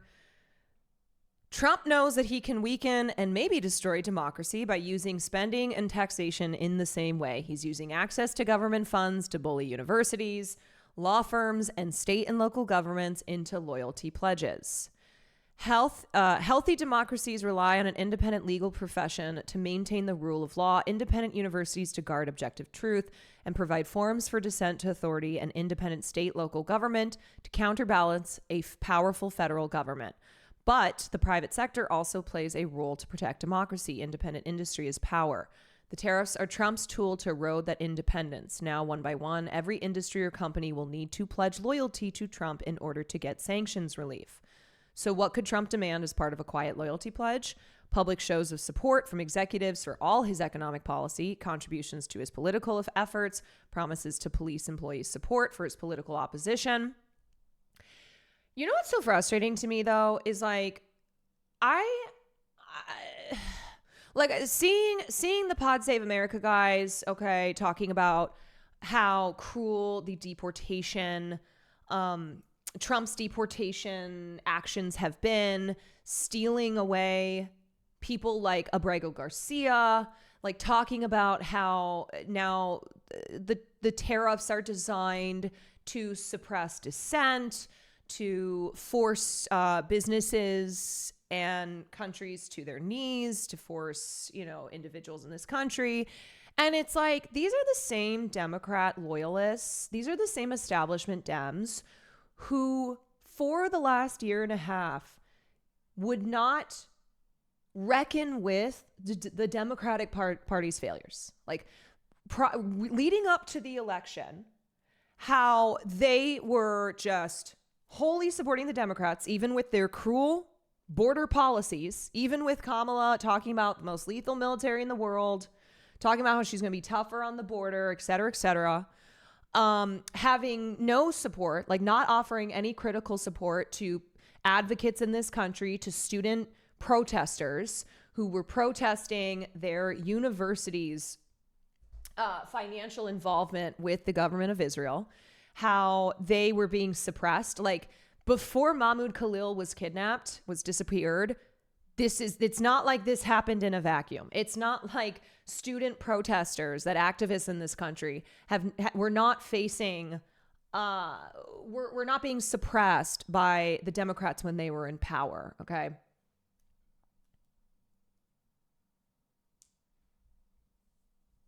So it's like, it just drives me nuts. It drives me absolutely nuts. The Dems laying the groundwork for all of this. It's like, how now are you talking about how cruel Donald Trump's deportation actions have been? How, this is denying of due process, that this is inhumane, that this is not what America should be, the way that we are treating immigrants in this country, the way that we are treating protesters, blah, blah, blah, that like this is about free speech, yada, yada. Obama era Dems could have done so much more. And these are the same people who would yell at leftists who were critical of Joe Biden and Kamala Harris. As much as liberals cry about leftists not showing solidarity, they can't show solidarity to themselves for whatever fucking reason, because they support the establishment, because they are loyalists to the Democratic Party. And it's just when a Democrat's not in power now, right? It's the orange man bad shit. It's like, oh, okay, all this is bad now because it's Donald Trump who's doing it. And of course, it's like you have these fucking liberals, man. These liberals have not stopped since the election being like, oh yeah, well, this is what you guys wanted. Haha, activists. You hated black women so much that now you've doomed Gaza. You've doomed Palestinians. It's like, oh yeah, because things were so good for them when Joe Biden was in office. Yeah. And then when Kamala Harris would have taken over, things would have been would have been great. And just, Didn't the Dems also sabotage Bernie Sanders in favor of Clinton? Yeah, they did it twice. Okay. Back when they were going against each other, they did it twice. When he was running against Clinton, when he was running against, and then they did it with Biden. Like, we need Dems to do something meaningful, but it exemplifies how even libs want Dems to do literally anything when they're treating Booker like a revolutionary. Right. And I said this yesterday about Cory Booker's 25-hour speech. Okay. So technically it was not a filibuster. It was a speech that he delivered in the Senate, and it now has it's the record for longest speech. Beat Strom, it beat, what's his face? Strom Thurmond. Which that's a good thing, objectively. Just like anybody giving a speech longer than the guy who hated civil rights. But what I pointed out yesterday is the fact that so many liberals, so many Democrats are desperate for a fight. And like, they are so angry and exhausted by seeing the Democrats just do what they do, capitulate, not have that dog in them, talk about, reaching across the aisle, shit like that. And so just Cory Booker standing up there, even though that didn't accomplish anything, is something that people so desperately want and they so desperately need. And I don't know. I mean, we talk all the time about how progressive policies are popular in this country because they are. Progressive policies are popular. And people are desperate right now. They are looking at this country, and no matter what side of politics you are on, there is a very real sense of desperation. There's very, very tangible anger. People are terrified. They're exhausted. They need real change. And just the fact that people were like excited by somebody standing up and giving a 25-hour speech because at least it felt like something to them. After the speech, the Republican rose to nominate Trump's NATO ambassador. Not a single Dem objected. Yeah, they're like, sorry, can't see what's happening. Should I have objected? Should I have done that? It'd be nice if they did something substantive instead of performative, though. No, totally. I agree. The Democrats love optics. They love it. They love optics. And it's why I like always push back when liberals in my life will be like, well, the Democrats should just do what the Republicans do, which is lie. It's like, okay, first of all, they do lie. Okay, they do fucking lie. Second of all, no. What are we talking about? What do you mean that the Democrats' policy should be to do what the Republicans do? No. The fuck are you talking about? Give us progressive policies. Give us a progressive agenda. Talk about fucking healthcare, man. That is popular. People listen to that stuff. They want that stuff. What do you mean do what the Republicans are? You know who did try to do that? The Democrats. When they did that on issues like the border. When they were like, yeah, no, actually, we're gonna be even tougher on the border. Donald Trump is weak. They saw how popular the Democrats were with their fear mongering, with their moral panic, their love of moral panics, and they're like, ooh, okay, we're gonna try to do that. So they filibustered thin air. No, it was not a filibuster. So Cory Booker got up in the Senate and he gave a speech. It was a symbolic protest against Donald Trump. He warned of a grave and urgent moment in American history. You know, it would have been nice if he talked about, I don't know, fucking suppression of Palestinian activists. Talked about the role of AIPAC, which he takes a lot of money from in our political system. But anyway, it was not a filibuster. It just held up legislative business in the Republican-controlled Senate. But it was a symbolic protest. It was like... It was a Democrat standing up and giving the longest speech ever in the Senate, and a lot of people were like, at least somebody is doing something.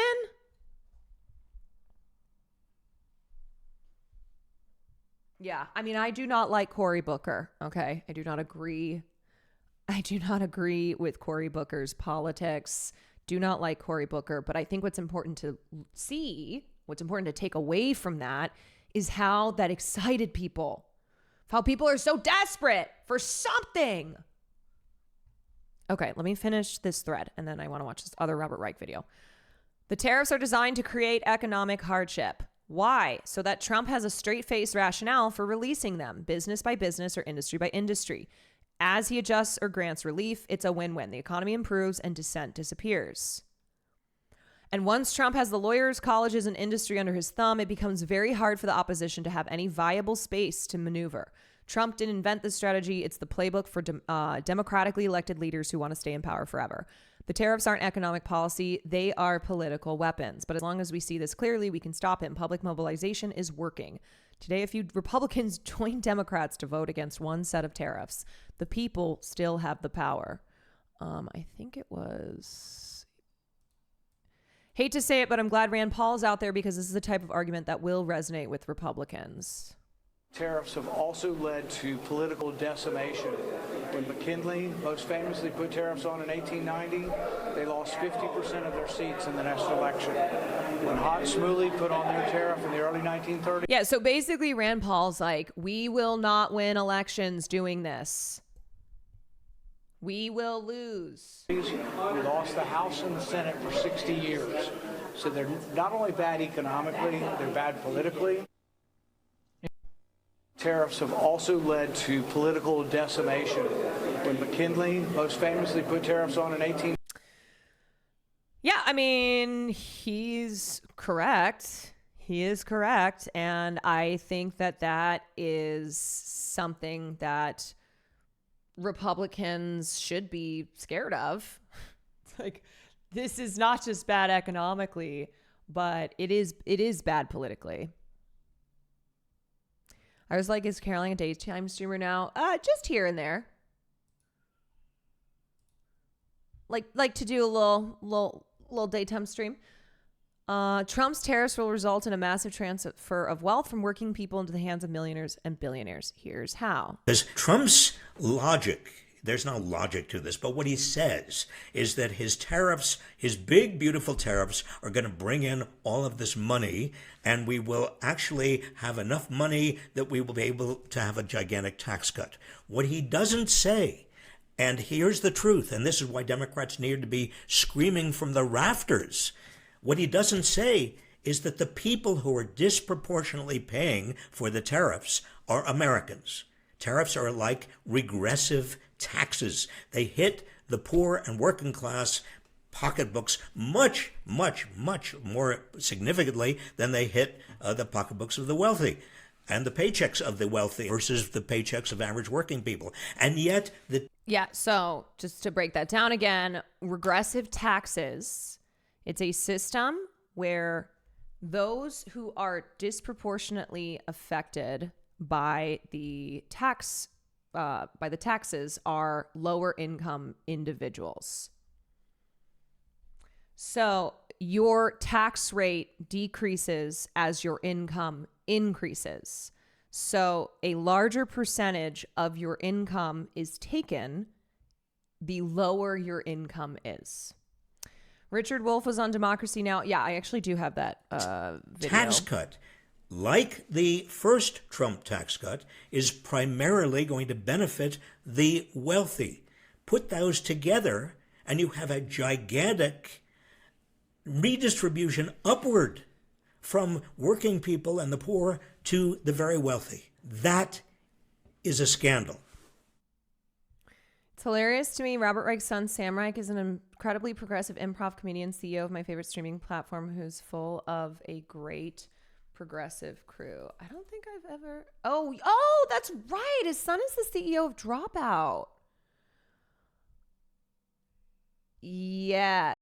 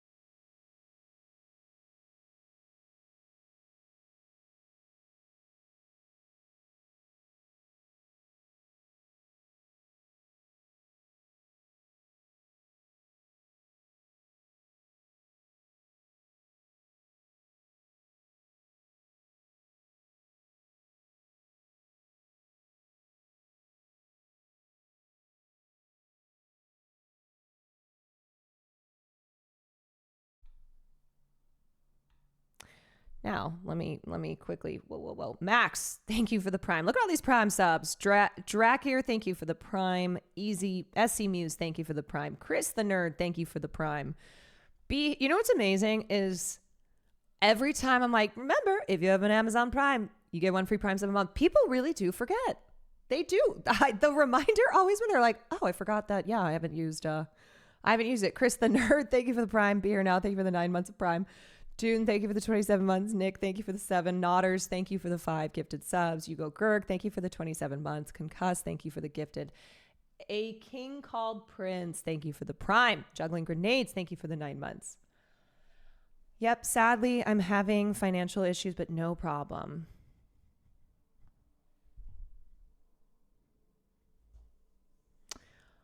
You are genuinely an amazing person. Oh, Sabex Tiger. Noticed you during SAG after protests, followed you then, and loved every stream I watched of you. Thanks. Glad you're here. Happy to have y'all here.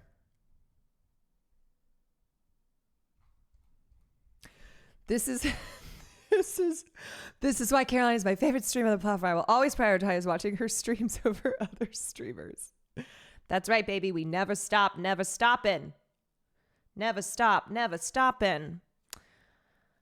I found you on Hassan's Japan stream and have been lurking since. We love lurkers. We do. Lurkers also power. They power the stream. My girlfriend uses her Prime here to watch on the TV, but I watch on my computer, so I'm good. Hells yeah. Let's go. Most of my subs have been from Prime. Try and be here for every stream. Get a lot of my news and pop culture news from here. Excellent. Wonderful. Wunderbar. Okay, let's watch Richard Wolff yell about Trump's trade war and tariffs.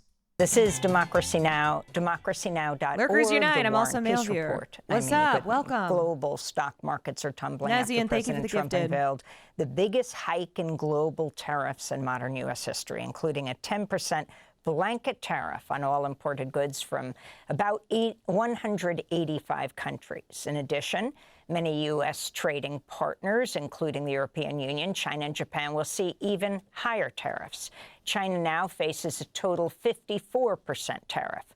Trump announced the plan during a speech in the Rose Garden at the White House. My fellow Americans, this is Liberation Day. Waiting for a long time. Watching Caroline and Will together brought us close. No joke. I love that. I love that you and your girlfriend have bonded over watching myself and Will Neff. April 2nd, That's what we're here for. That's why we started streaming. Will forever be remembered as the day American industry was reborn. We're the making day America America's great again, destiny folks. was reclaimed, and the day that we began Liberation, to folks. make America wealthy Oh, again. we're gonna make. We're changing it up. It's not make America great again. It's make America wealthy again. Gonna make it wealthy, good and wealthy. Good and wealthy. For decades, our country has been looted, pillaged, raped, and plundered by nations near and far, both friend and foe alike. American steelworkers, auto workers, farmers, and skilled craftsmen, we have a lot of them here with us today. They really suffered gravely. Oh, yeah. I mean, remember, the top 50% of households control 97.5% of the country's assets.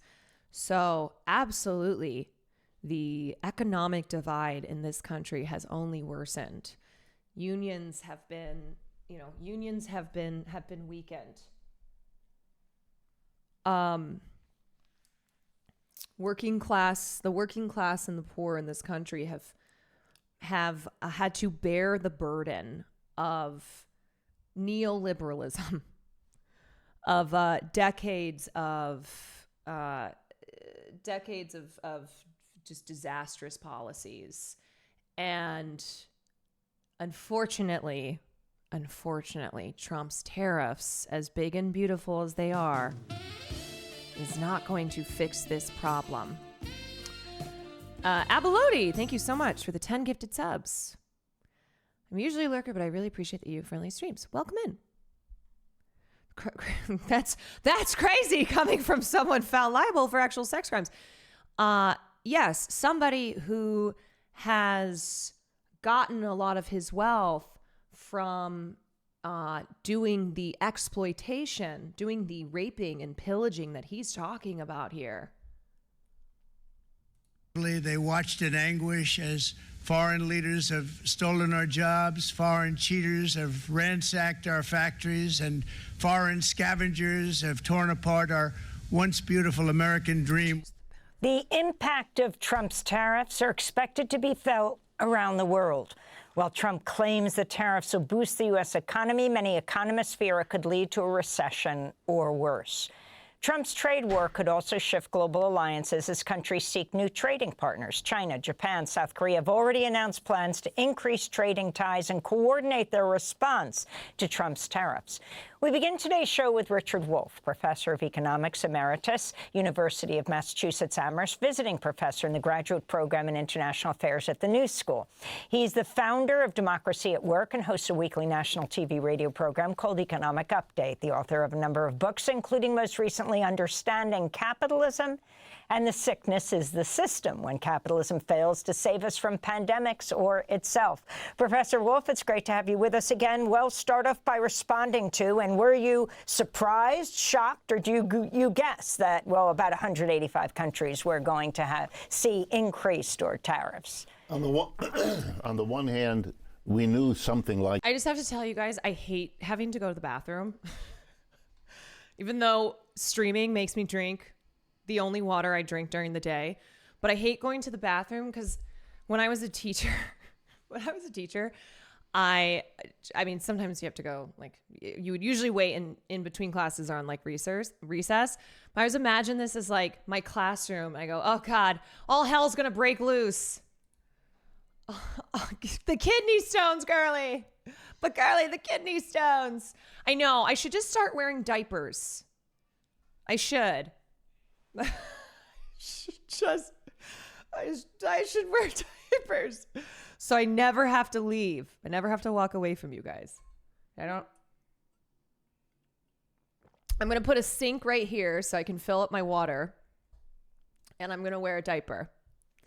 I know. I'm like, oh, like this was coming. On the other hand, the sweep and the scope of it does make you stop. Mr. Trump. Pee in the sink. You're right. I'm going to put the sink for my water and then also pee in the sink. Yeah, my chat. You guys are well behaved though. No, I trust, but there's still, it's the teacher in me that's like, oh God, I got to get back. I'm like, pee as fast. I pee so fast. I'm like, phew.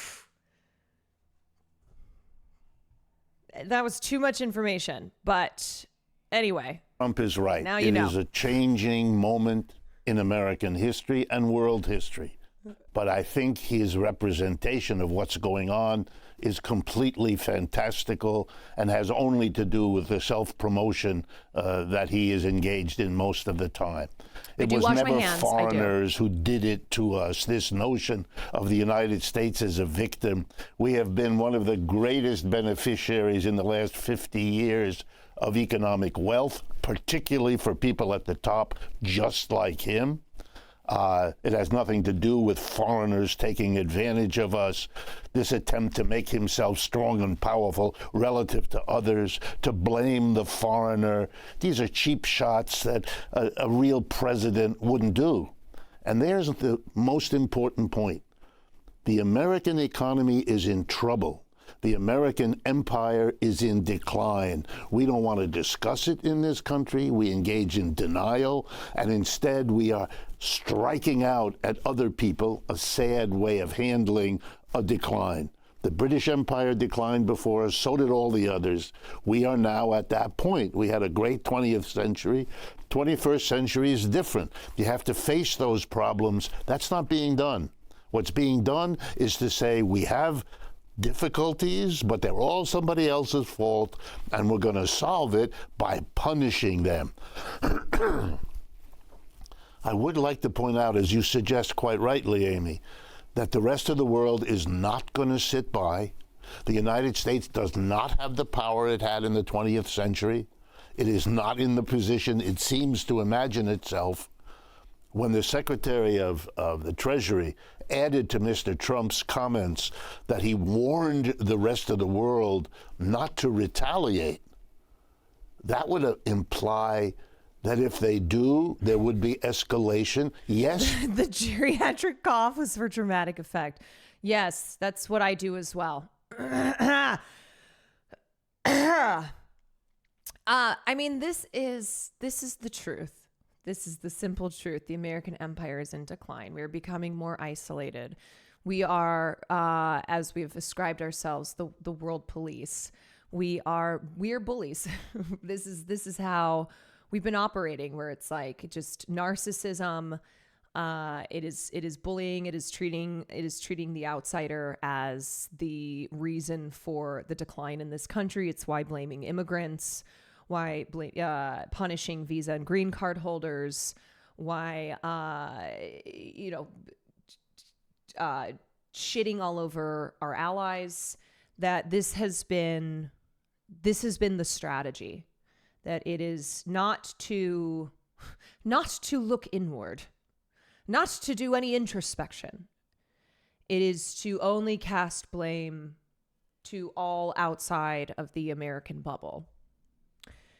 And this was alarming. Or like this is something that we've been talking about, but how there is so much of what's happening is only furthering our decline, is only furthering America losing its place in this world.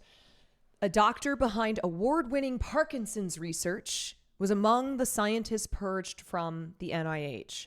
So all of these, all of these agencies, these programs that are losing funding, that are doing really, really important work, these visa and green card holders who are here studying and working in STEM, and they are being kicked out of this country. They're not being allowed back in. They are being disappeared. Like it's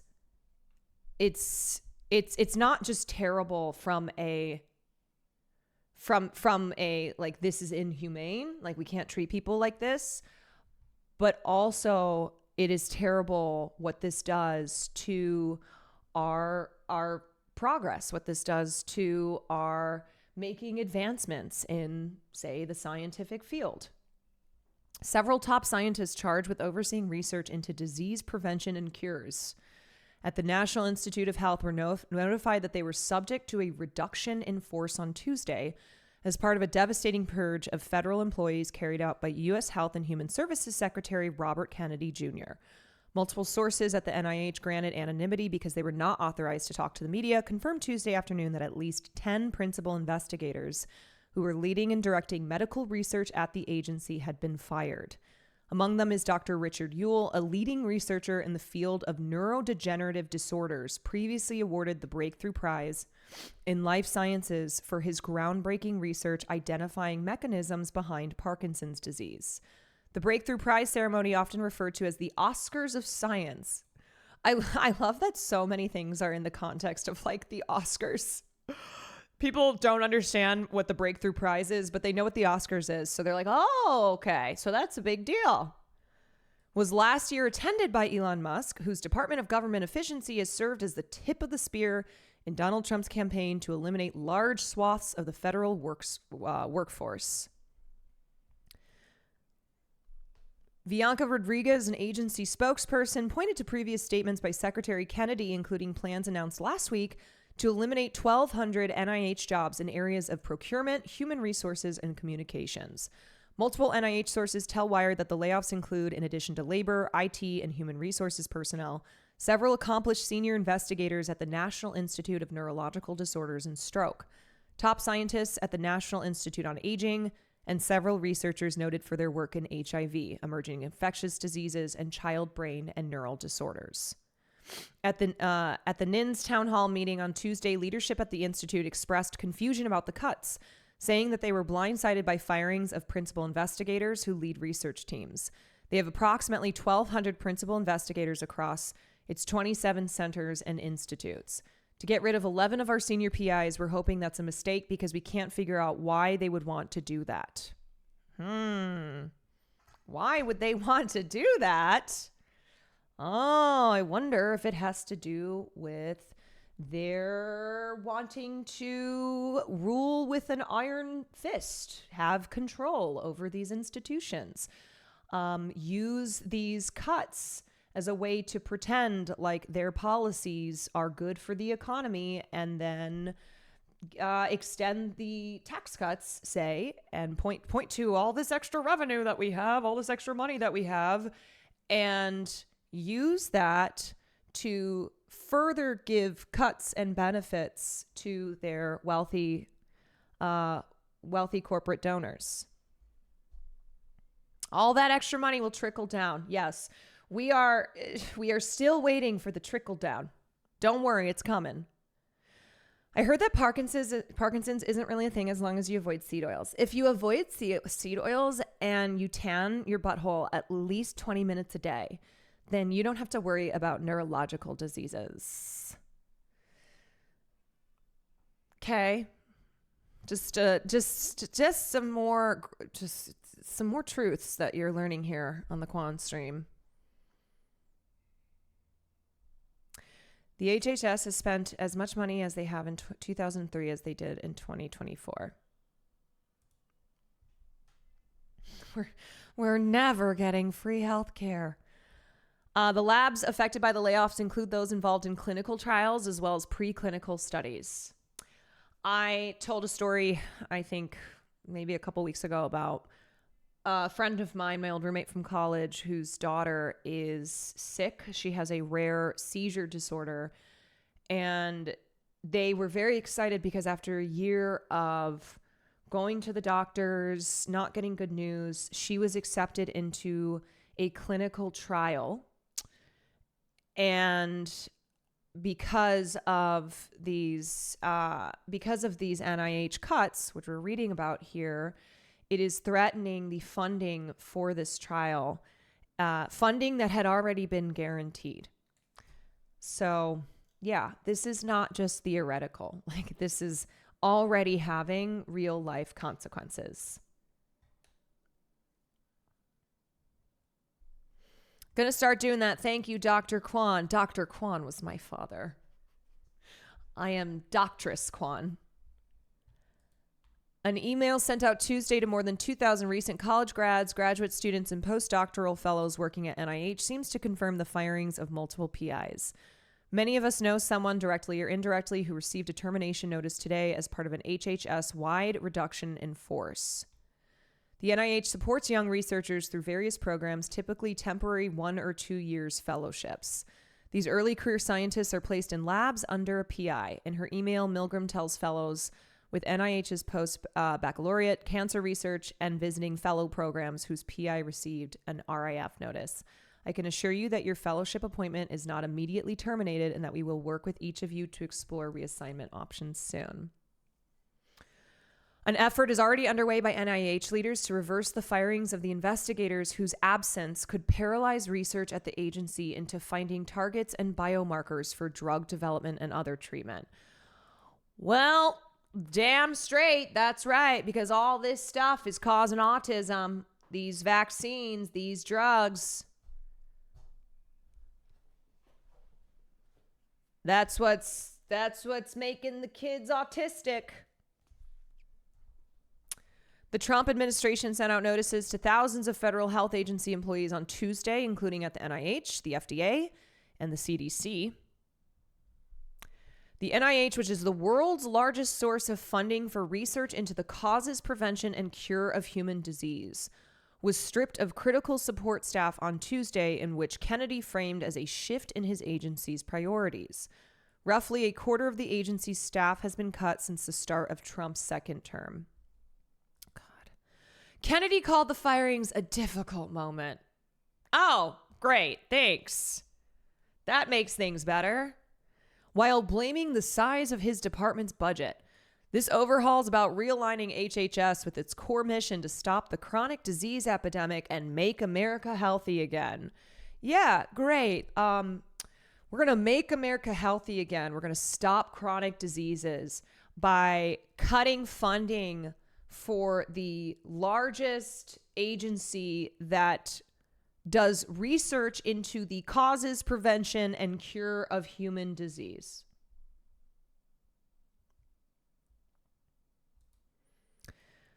You're going to make America healthy again by everybody just sunning your asshole. A senior scientist at NIH tells Wired the impact of Tuesday's layoff was sheer chaos, with the firings of the lead investigators projected to widely impair and impede diverse ongoing research ranging from mechanisms within cells in the brain to human patients with neurologic conditions.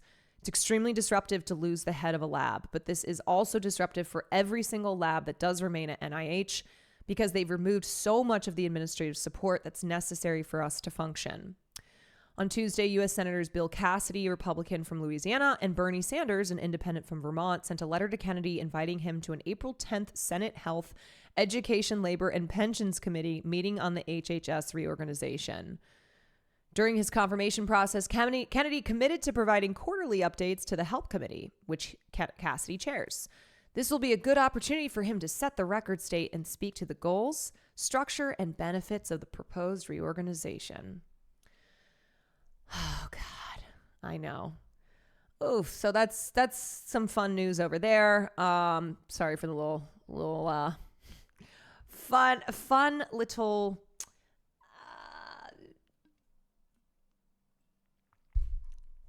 going off the path that we just took there, talking about NIH funding being cut. He said there will be. Someone famously said on a recent Jubilee video that we just got to get vaccinated by God and we'll never get sick. Lamb of God. Amen, brother. Amen. God damn, we have to stop Jubilee. You know what? I know I've said I was like, I'm not a leader in this revolution. I will be the leader in stopping Jubilee, okay? If it's the last fucking thing I do, I will stop Jubilee. The Jube is not safe as long as I am here. Escalation.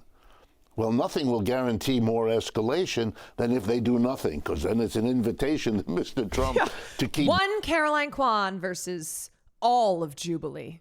Doing it as each of these efforts doesn't work. Given how dramatic this was yesterday, is it possible he was deciding this to the very last second as they put this off? And explain exactly. You're a professor, you're a teacher. Most people don't even realize how tariffs work. Okay.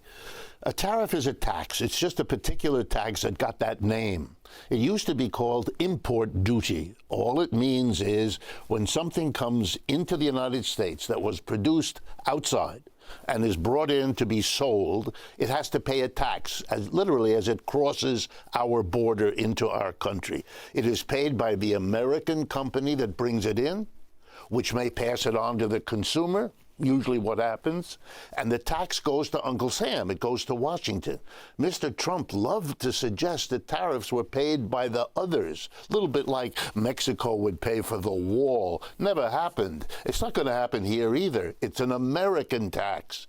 And there's something remarkable that clues you into how big a change this is, that the Republican Party, which has branded itself as the anti-tax party for a century, is now imposing the most massive tax imaginable. Why this big change? Because we have big, big problems, and this kind of slapping the rest of the world is an attempt to solve a little bit of them, but it is not going to work because we don't have the power to do it anymore. This is economic terrorism, straight up. Economic terrorism, and like I said exactly what Amy was saying here, where I think a lot of people don't even understand what tariffs are. Like, it's important to break this stuff down as simply as possible to be like, look, a tariff. So that's the way Fashan would say it.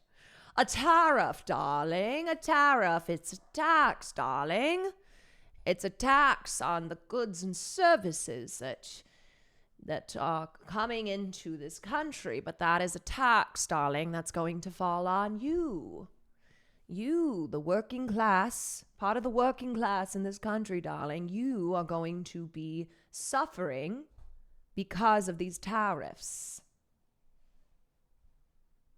It's not good, darling. It's not good for you. There's not a single argument that is based in facts that will make the statement true that these tariffs are good for the working class. No, they are not. Hello, rest of the world here. We actually really were conspiring against America. I mean, we're just a fucking joke.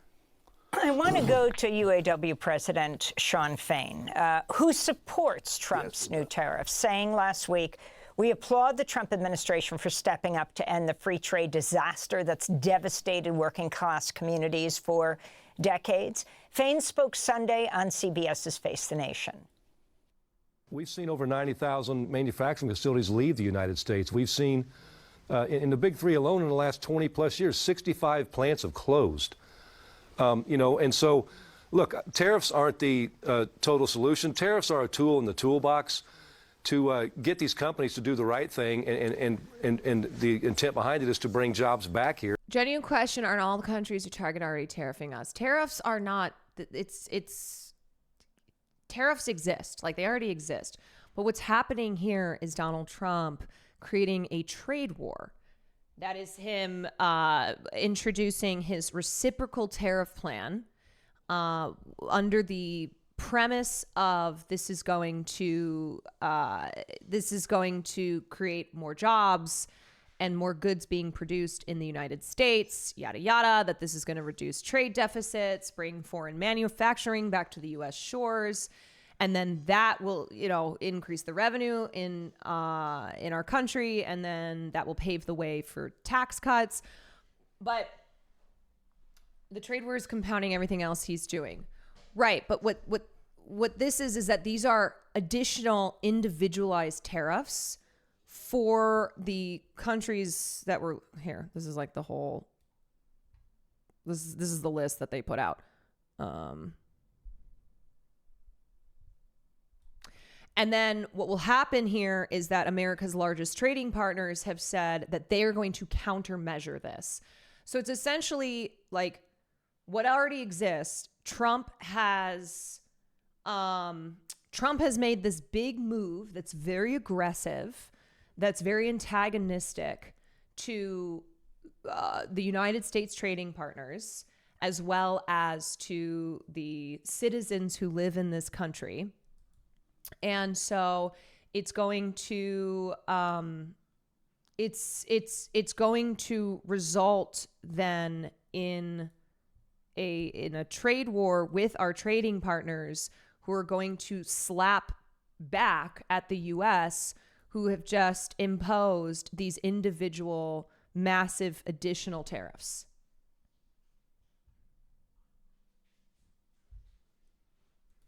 To get these companies to do the right thing, and the intent behind it is to bring jobs back here, and invest in the American workers. If they're going to bring jobs back here, they need to be life-sustaining jobs where people can make a good wage, a living wage, have adequate health care, and have a retirement security, and not have to work 7 days a week or multiple jobs just to scrape to get by paycheck to paycheck. Implementing a minimum baseline tariff, which he had announced as 10% on pretty much all imports, it's not an economically sound policy. Like, tariffs are not something like each individual country having a baseline tariff is not it's not smart economically. It doesn't make any sense. Paycheck. Well, while UAW President Shawn Fain praised Trump's tariffs, he also said he had great concerns about President Trump's move to eliminate contracts for 700,000 federal workers, the firing of workers at the National Institute of Health and other agencies. I was a bit disappointed. I like Shawn Fain, many of us do. But this was disappointing. To say, basically, I will support the president because he does something that might help my union even though Sean Fain knows, as most economists do, that if you put a tax on the goods coming in, they will go up in price because we have to pay that tax now. And that will lead to domestic producers able to raise their prices because their competitors from abroad are stuck with this tax. So we expect a boost to inflation, which is going to hurt the working class of this country in a very serious way, especially if it builds on itself, which often happens when you do tariffs like this. And I want to remind everyone, including Sean Fain, that the auto workers also represent workers in places that need export markets, that produce in America and sell abroad. When those countries retaliate, as they likely will, we will lose export markets, and that will mean fewer jobs. And no one, let me stress, no one now knows whether the jobs lost from this trade war will be greater or smaller than any jobs that are gained. It is a big risk being taken by Mr. Trump, and if it doesn't go well, it'll be very bad for the American economy. It will produce the recession folks are worried about, because if the prices go up, people buy less, and that loses jobs. When you look at all of this, this is an incredibly risky effort to blame the world, punish the world, and then cross his fingers, which is what he's doing, hoping it comes out all right. Reminds me of the football metaphor. This is a Hail Mary pass. You throw it down the field. You hope it bounces into your team's hands. But that's all it is, a long shot. And it's a sign of how troubled the American economy now is. If you can put this in the bigger picture, talk about the tax cuts and how they fit into the tariffs, what is it, something like $4 trillion in tax cuts and who benefits? And then talk about the other issues that President Trump keeps saying that they're not going to touch, even though what many call his co-president, Elon Musk, whether he steps back from being, giving speeches or not, going after Social Security, issues like Medicaid. Let me start with the tax issue. The biggest single thing that Trump did in his first presidency was the tax cut of December 2017. And when that tax cut was written into law, it had a sunset. It expires this year, 2025.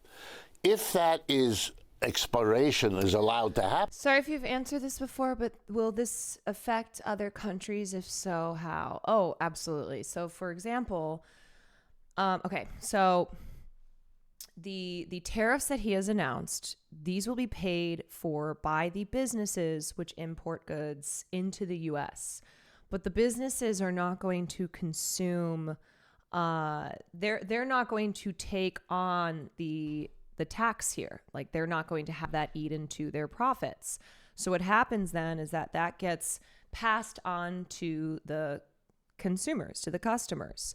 So this is why this is something that will affect people in the U.S., but it will also affect people in all of the countries that these massive tariffs have been imposed on. So the exports of these countries, the taxes from those that they have to pay from these businesses, that's going to be passed on to the people who live in those countries, and so you have inflated prices, et cetera, et cetera. It also will hurt it hurts the goods and services that are then coming into those countries as well. So essentially, like what would happen in a country like the U.S., as far as the prices falling on the consumers, of this hurting the working class, that will be reminiscent. It's similar to what will happen in other countries as these companies are losing business, as they are having to take on these tariffs. And so that will then, that's where the trickle down comes from. Like when we talk about trickle down economics, what it is that the extra costs incurred that will be put onto these businesses then trickles down to the consumers, to the customers. Canadian liquor stores have removed American-made alcohol from shelves. So if you're in Canada, you can't have American-made alcohol. Also, many products made in America are not fully made there. You import parts to then make them. The car industry is an example that works like that. Yeah, so that's why he's talking about that, like, that even for these, in these manufacturing companies that make American products, they are still having to import goods. They are having to, let's say for a car, as you used in that example, American-made cars are still importing parts for those cars.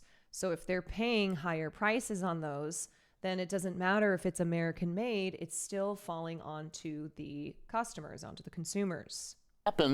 Corporations and the rich, who were the big beneficiaries back then, will face a big tax cut. He doesn't want to do that because that's his base, that's his donor support. He doesn't want to have those taxes go back up. Well, then what is he going to have to do if he keeps on spending and he doesn't Yes, and job cuts. Okay, so for example, the UK exports like $60 billion worth of goods to the US, a lot of which is in machinery, pharmaceuticals, cars. So if the U.S. demand for those products goes down because of the extra charges that the importers are facing, then this will affect the profit of these. This will affect the profit of these companies. This could then result in job cuts.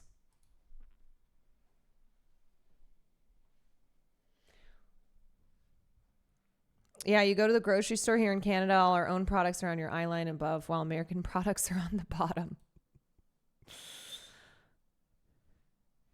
Can't get my, wait, what's like a Tito's? Where's that made? Tito's vodka.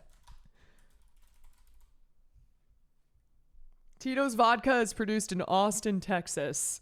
My Tito's vodka. Let those taxes go back up, he's going to have to borrow trillions, as we have been doing. He doesn't want to be the president who keeps borrowing trillions, in part because the rest of the world is a major creditor of the United States, and they're not going to continue to do it the way they have. So he's in a jam. He has to do something. So his hope is to savage the expenditures in this country. Look what he's doing. Mr. Musk stands there with a chainsaw to give us the clear implication, I'm going to solve the problem on the backs of the working class. I'm firing them all. I don't care what the rest of the working class suffers. I'm going to fire all these people without notice, without plan.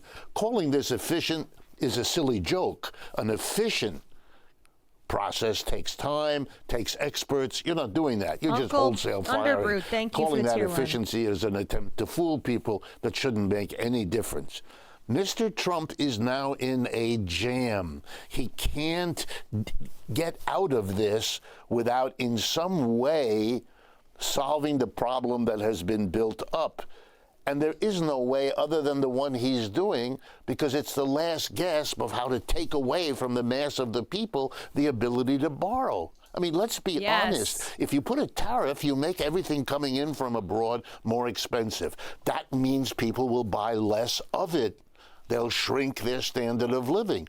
If American companies take advantage of the tariff. Yes, that's another thing, that interest rates may stay higher for longer. So global inflation has already been a problem. And if with economic and global trade being as uncertain as it is right now because of the U.S. tariffs, then that could prolong the interest rate staying where they are and not being cut in an effort to try and curb inflation. And so that's bad.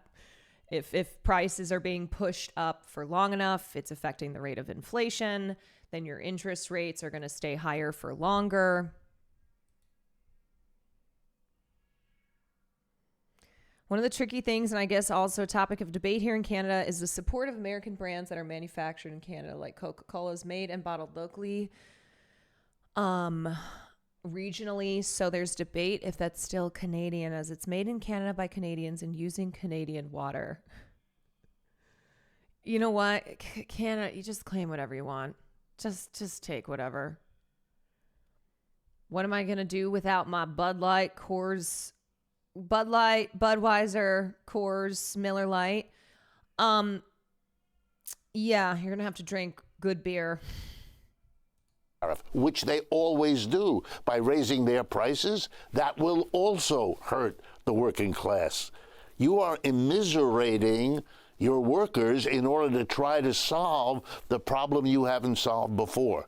But here's the irony that may in the end come back to haunt us. Europe has been unable to unify under the umbrella of American alliances. The enmity of the United States is bringing Europe together better than the alliance was able to do. And as you pointed out, very important, China, Japan, and South Korea, with long histories of animosity and tension, are getting together to cope with this. Wow, we are unifying the whole world. If you want the big picture, in my judgment, after World War II, George Kennan taught us about containment. We're going to contain the Soviet Union. The irony, which the philosopher Hegel would enjoy, we are becoming contained. We are isolating ourselves. The votes in the UN are the United States alone, or the United States and Israel and 2 or 3 other countries. Yeah, the EU was like, you come for one, you come for all of us. The EU countries in the EU, they are uniting with one another and saying to America, you come for one of us, you come from all of us. Isolation politically, the isolation now economically. Yeah. Thank you, Trump, for uniting Korea, Japan, and China. As a Korean Canadian, I would never have guessed this would have happened. We are the rogue nation for the rest of the world. We may not want it, we may not agree, but it doesn't really matter if that's how they perceive us. And that's what's happening. You talked about South Korea, Japan, and China joining together. One of the biggest announcements of tax cuts was against Taiwan. It's just a little more complicated for Taiwan to join that group. And also another one was Vietnam, which got a very heavy whack. I mean, is there no recognition of what the United States did to that country? Maybe you wouldn't want to crush them with this kind of a thing after. As I'm saying, this is a change. This is a sign to the world that as the United States empire declines, this is a nasty place that's going to, gesture and thrash around, doing damage everywhere as it copes with its own decline. I'm sorry. I know things are dire. But we do need to laugh. And this tweet is fucking killing me. Girl, the tariffs is the new excuse I'm using to not go out. But girl, the tariffs, girl, we can't. Yeah, if you're feeling pressure to like go out and do something and you really don't want to, you just be like, girl, the tariffs. Do you think the ADL would come out against the tariffs if we frame the 17% tariff on Israel as BDS? It's a good idea. The 17% tariff on Israel is BDS. No, as long as we keep giving them billions of dollars in military equipment and aid. But we could try it. Hey, want to go out? Girl, the tariffs. Former Greek finance minister Yanis Varoufakis recently wrote a piece. In this tariffed economy, I simply cannot. You're asking me if I want to go get a coffee? In this tariffed economy? Are you insane? Are you crazy? Are you crazy? Headline, Donald Trump's economic master plan. He wrote, quote, "This is what his critics don't understand. They mistakenly think he thinks that his tariffs will reduce America's trade deficit on their own. He knows they won't. Their utility comes from their capacity to shock foreign central bankers into reducing domestic interest rates. Consequently, the euro, the yen, and the renminbi will soften relative to the dollar. This will cancel out the price hikes of goods imported into the U.S. and leave the prices American consumers pay unaffected. The tariff countries will be, in effect, paying for Trump's tariffs. Do you agree with that, Professor Wolf? No, even though Giannis and I do a lot of work together, so normally I defer to him. He's wonderful in his analysis. I don't think this is correct. Is it a possible outcome? Yes. You know, we're in a situation. I think that also helps Trump, because that's what he says. Like with the wall, Mexico's going to pay for the wall. With the tariffs, it won't be U.S. consumers. It'll be other countries paying for the tariffs. And like that is helpful for that is helpful in supporting Trump's arguments for why he's doing these things, when like we already know, like the Mexico paying for the wall, that didn't happen. It was stupid. I mean, there never should have been a wall in the first place. Let me put it this way. Tariffs are not new. They've been around for hundreds of years. If you teach a course in international economics, which I've done, you tell students, here are 1,000 books, here are 5,000 articles. We know. And the answer is, when you impose a tariff, you don't know what the outcome is, because it depends on everything else going on. Interest rates, exchange rates of currencies, rising or falling economies around the world. You can't know in advance. It's a very risky thing, which is why for the last 50 years, we have had, administered by the U.S., something called free trade or neoliberal or globalization. Oh, my God, my neck. All of that is over now. The United States can't win anymore in that system, so it is reverting to economic nationalism. And that's a fundamental shift that throws the world. It was the accepted wisdom for 50 years, the last 50 years, not to do what Mr. Trump is doing now. If you want, you can think that everybody who thought that way for 50 years was wrong, and Mr. Trump, the genius, is correct. But that would be a long shot. Better bet he's trying to save his own political life, and he's trying to cope, to his credit, with a declining economy without having to admit that that's the case. It's also about personal power for Donald Trump. That's what this is. It's about Donald Trump's personal power. This won't end well. It normally doesn't. And what we're going to see is the fighting against one another of the Europe bloc, the Asian bloc, the American bloc, at a time when the United States is weaker than it has been economically and politically. Look at the debacle in the Ukraine as well.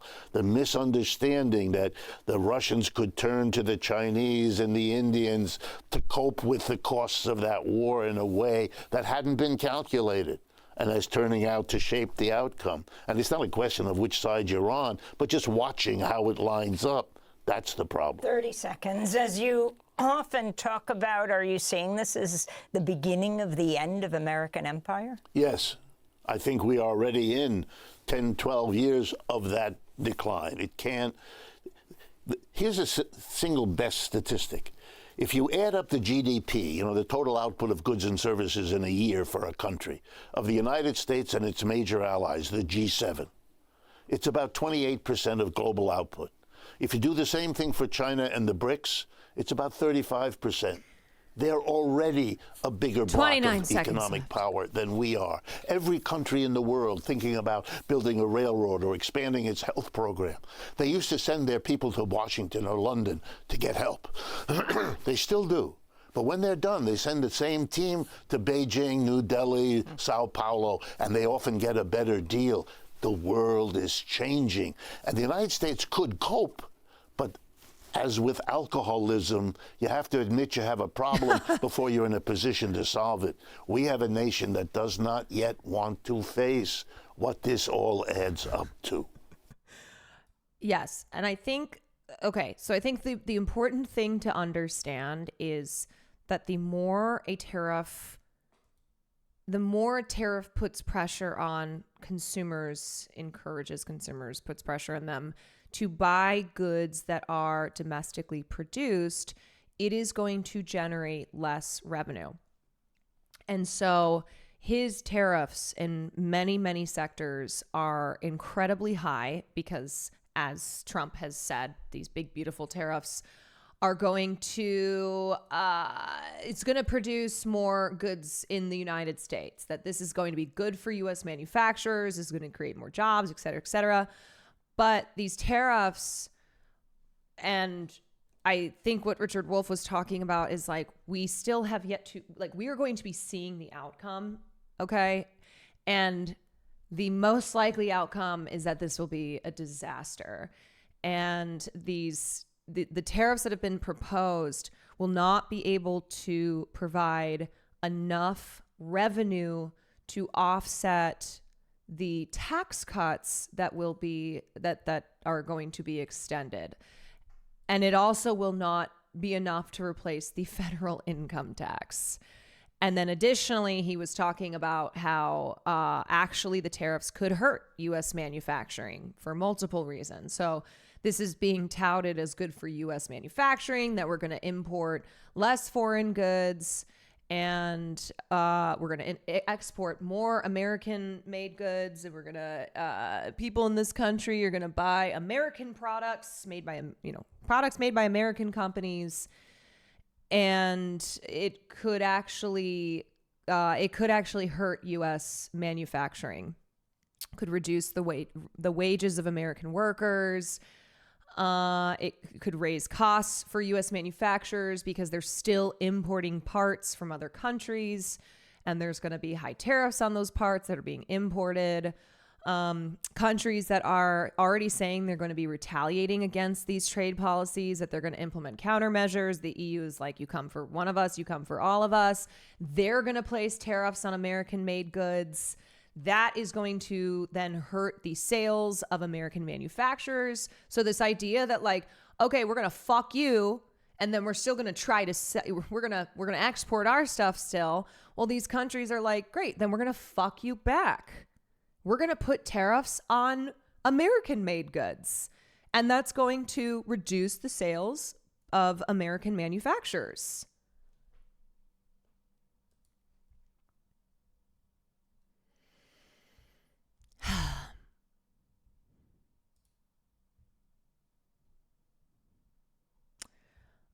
Okay, let's. How much time do I have? I might have to save this video for another day. What's depressing? What's depressing? The East and Europe are talking. Yes, like the globe is uniting around. The globe is uniting in their in their opposition to Donald Trump in the United States. Like the world is coming together. The world is coming together to fight back against the US. What's depressing? This haircut, everything. What isn't depressing? Okay, I want to watch this short video on what really caused the Great Depression, because there are a lot of people who are talking about the Great Depression 2.0 who are like, oh God, it's the 1920s into the 1930s all over again. And I said this before. Excuse me.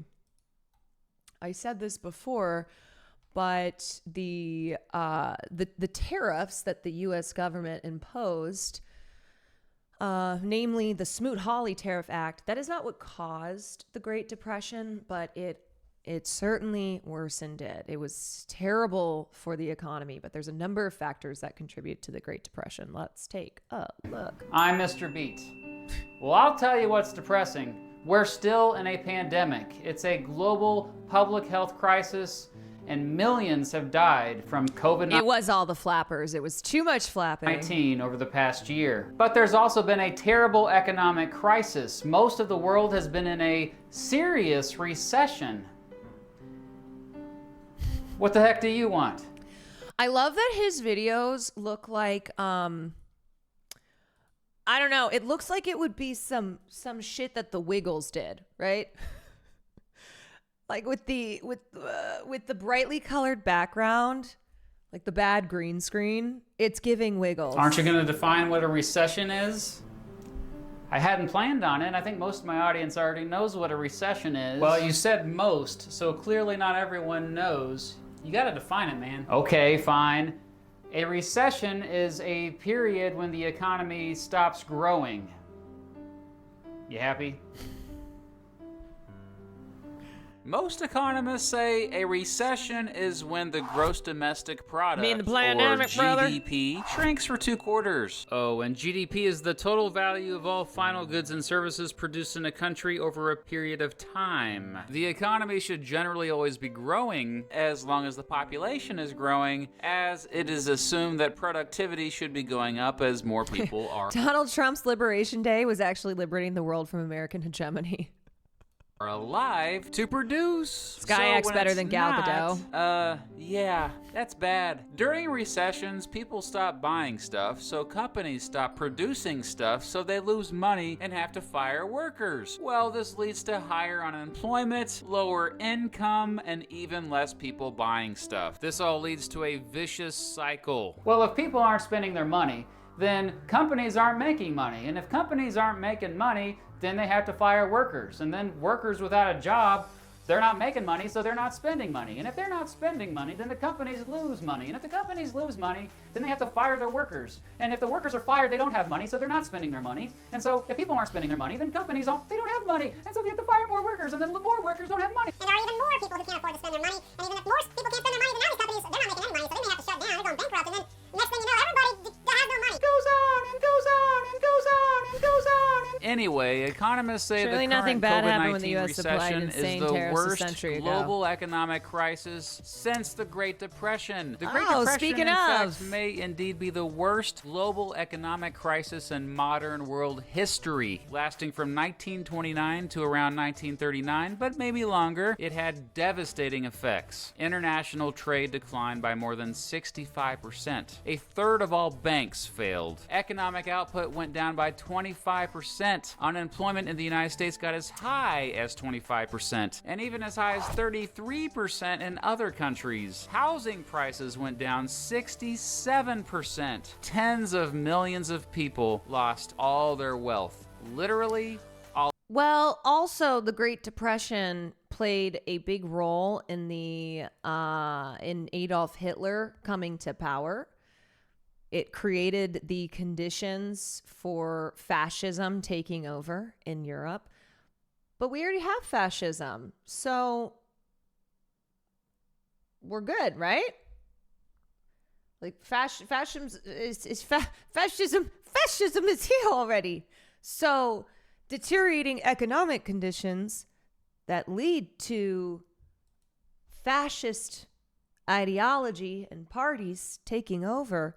Well, we got that, so that's a good thing, right? Which is double fascism. Oh, double fascism. All of it. Imagine being a 60-year-old man and building up wealth your entire life, working your butt off, only to see all of it gone. And you have to start all over from scratch. Tens of millions found themselves in... How the tens of millions of people lost their wealth? How big was the population back then? He can't say that and then not tell us that. The population in the 1920s was about a third of what it is now. So little over 100 million people. So yeah, tens of millions of people. I mean, tens of millions of people losing everything today, with the size of the U.S. being like 330 million people. That's very bad. But especially in the 1920s, when the population was a third of what it is now. In this position. Anyway, long story really short, ever since the Great Depression, governments around the world have been much more involved with trying to rescue economies and give direct aid to citizens to cope during recessions. But what caused the Great Depression? I mean, we know what caused the current COVID-19 recession. It's in the name, COVID-19. COVID-19! It's more cut and dry. But the Great Depression is more complicated. Historians and economists have debated what really caused the Great Depression for decades. The debate is usually between the folks who favor a more limited government when it comes to the economy and the folks who favor a government more involved with the economy. You know what? That kind of sounds like pretty much every debate in modern history. Anyway, when I searched causes of the Great Depression on YouTube, these 3 videos pop up. Let's look at the YouTube channel Econ Clips first. It gives a perspective from what's known as the Austrian School of Economics, which generally is critical of government involvement in the economy and favors individualism and free markets. Another video that popped up when I searched causes of the Great Depression was the Crash Course U.S. History video about the entire Great Depression. It was surprisingly more nuanced, looking at what caused the Great Depression, but still leans towards the narrative that the government wasn't to blame as much as the dang free market was, and the irrational behavior of individuals. This is the more mainstream, quote, Keynesian perspective. Keynesian economics, Liberal named after economics. a dude named John Maynard Keynes, who first popularized these ideas, generally is all about doing whatever you can to increase the aggregate demand,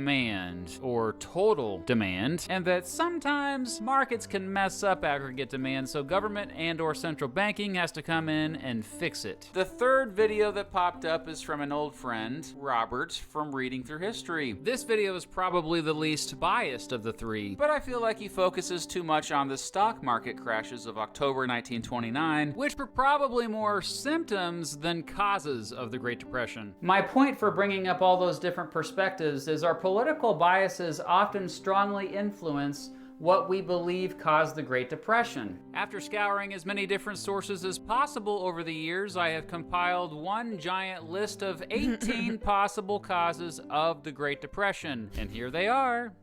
You get all that? Excellent.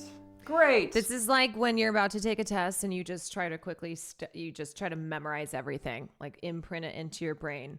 And then the second, I don't know, did anybody ever do this? You would literally quick memorize and then you sit down, the test is in front of you, and you just write down immediately on the back of the paper so you don't forget what you just memorized. Groovy. No, most of that does not make any sense to them. Are you insulting my audience? No, it's just a confusing list for anyone who's not an economist. Fair enough. Okay, buddy, let's break this down. Let's simplify this. While all of But that's okay for us because we're all economists in here. So we're good. Those causes are correct to a certain degree. Some are less credible than others. Plus, some of these can be combined and are definitely related. And I do get that this list might be overwhelming, especially if you're an 8th grade American history class watching this right now. And so I come up with another top 5 list, baby. Woo! Heck yeah, let's do this. Here are the top 5 causes of the Great Depression, counting down from the least biggest cause to the biggest cause.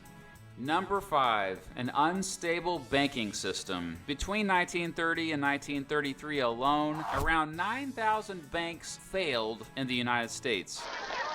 Hey, lady, you got any money in the Oh, bank? it's a wonderful life. This is a pickle. All right, now what happened? How did it start? Well, how does a thing like this ever start? All I know is the bank called our loan. When? About an hour ago, I handed over all our cash. All of it? Every cent of it, and still was less than we owed them. Holy mackerel.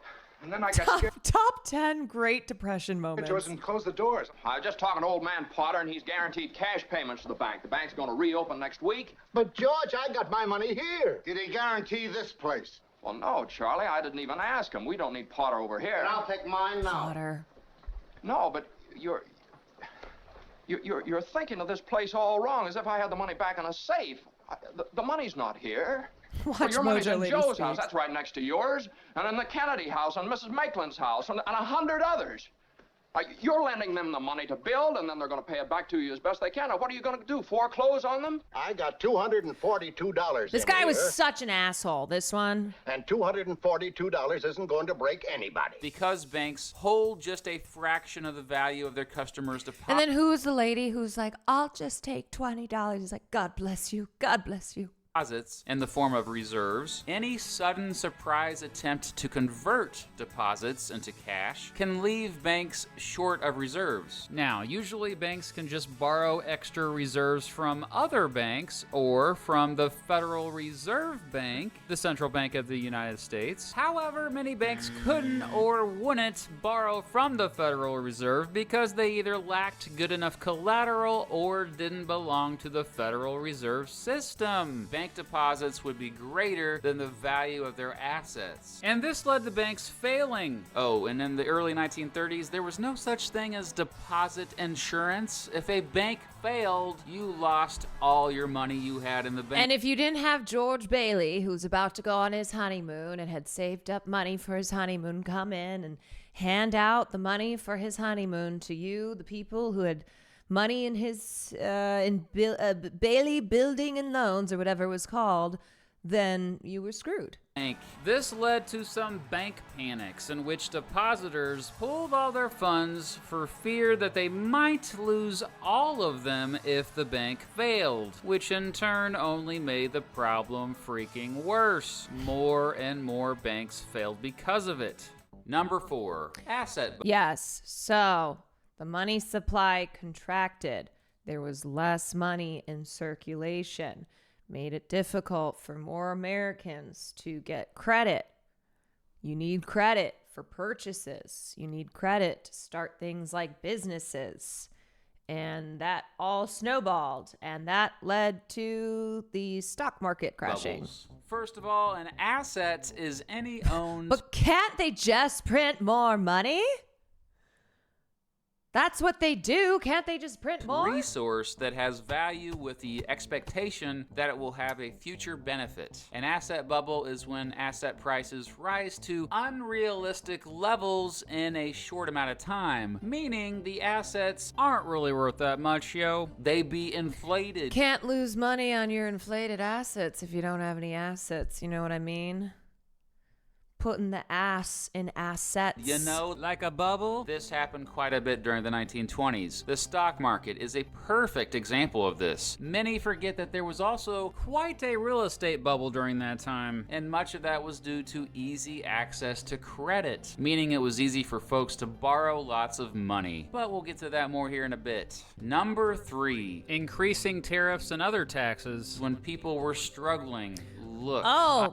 Does that sound familiar? Are people struggling right now and their taxes and tariffs are increasing?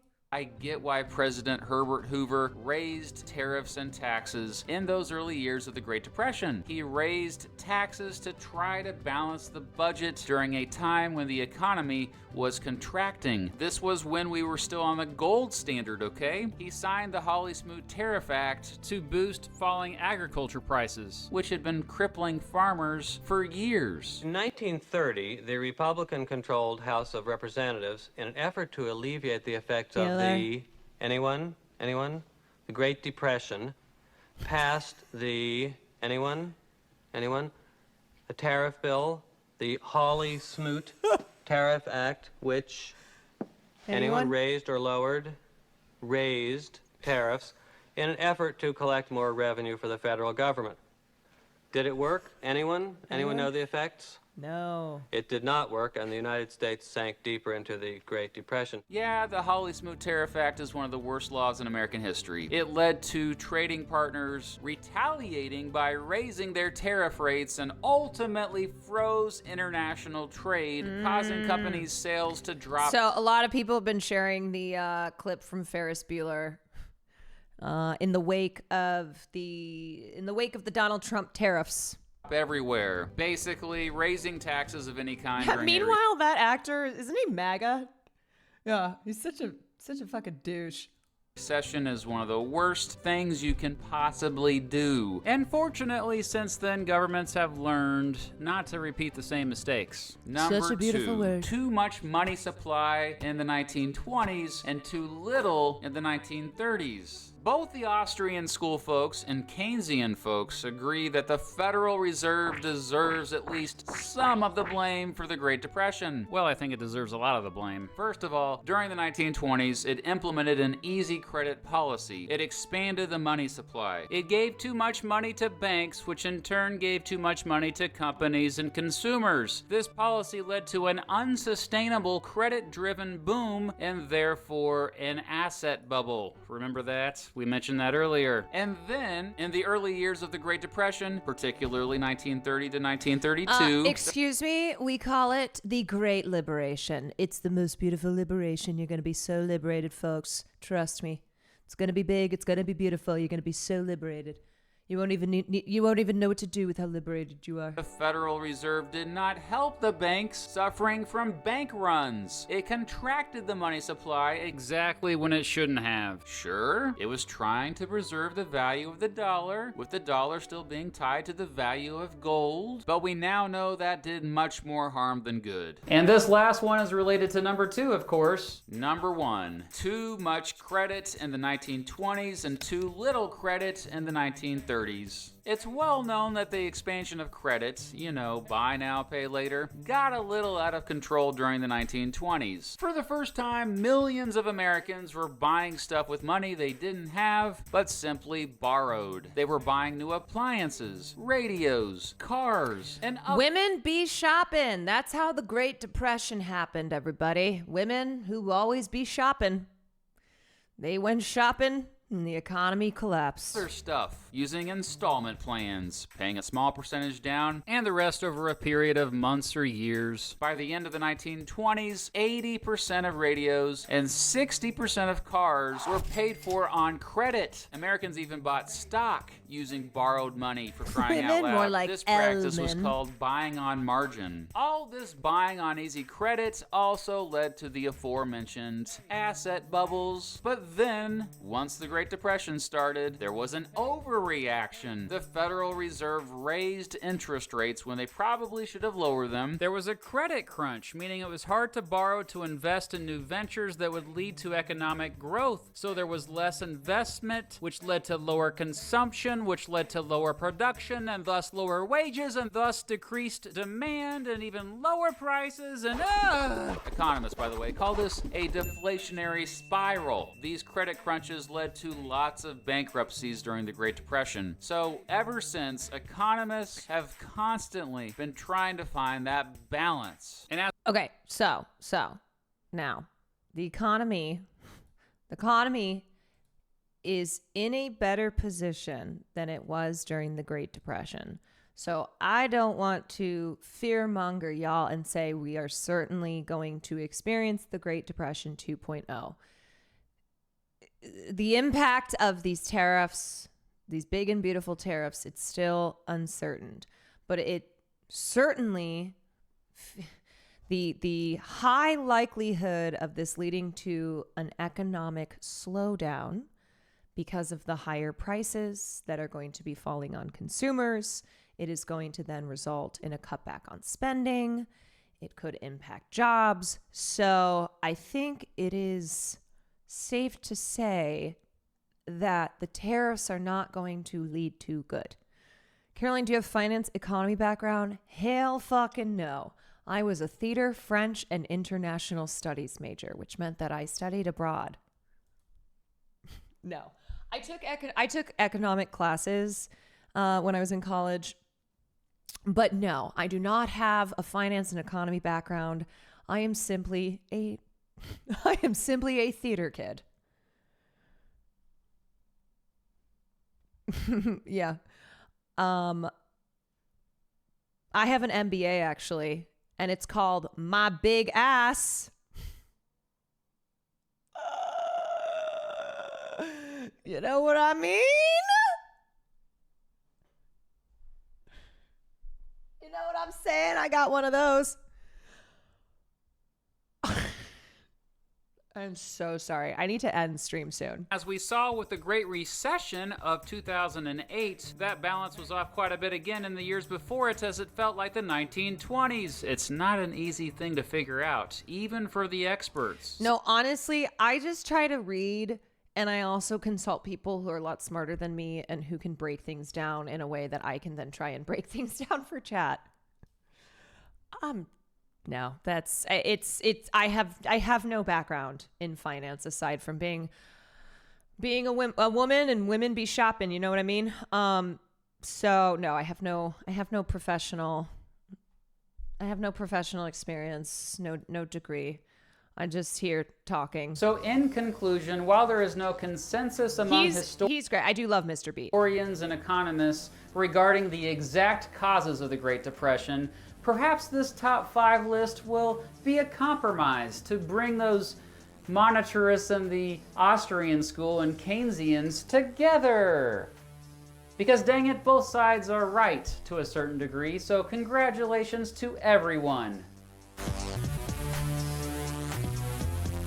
Here is my monthly shout out to all of them who donate at least $10 or more to the channel each. Yeah, also don't forget my financial advice. Buy high, sell low.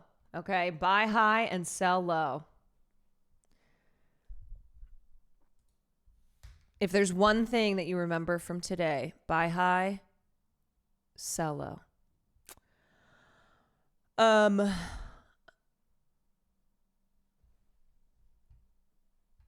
Just women talking. Yeah, you know that movie? That's me. Women talking. Okay, I think his video is linked up there, but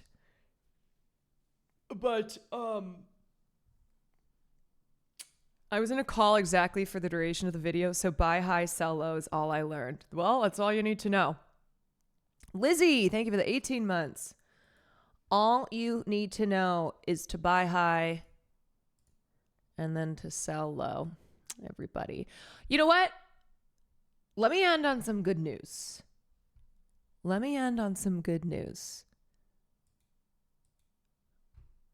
Besides the news that I got a fat ass. Okay. Warner Brothers completes the worldwide sale of Coyote vs. Acme. Woohoo! So if you don't know about this whole fucking debacle, Coyote vs. Acme was a film that was under the Warner Brothers banner. It is a film starring Will Forte. It is directed by Dave Green. It was totally finished. It was already getting great reviews from test audiences. Basically, people who went to see this film before it was officially going to be released were like, this is awesome. It's great. And then Warner Brothers makes the decision to shelve the film. And everybody went, what the fuck? Why? The film is done. It's getting great feedback. People love this movie. Why are you scrapping yet another completed film? So this happened, I think this was last year. And anyway, the news came out that Ketchup Entertainment, which I believe that Ketchup Entertainment is a just totally made up production company for the sole purposes of buying this movie. Because Ketchup Entertainment just sounds fake. Now, I'm all for it, right? But like, this isn't real. Ketchup Entertainment. I feel like this was created with the sole purpose of trying to save Coyote vs. Acme.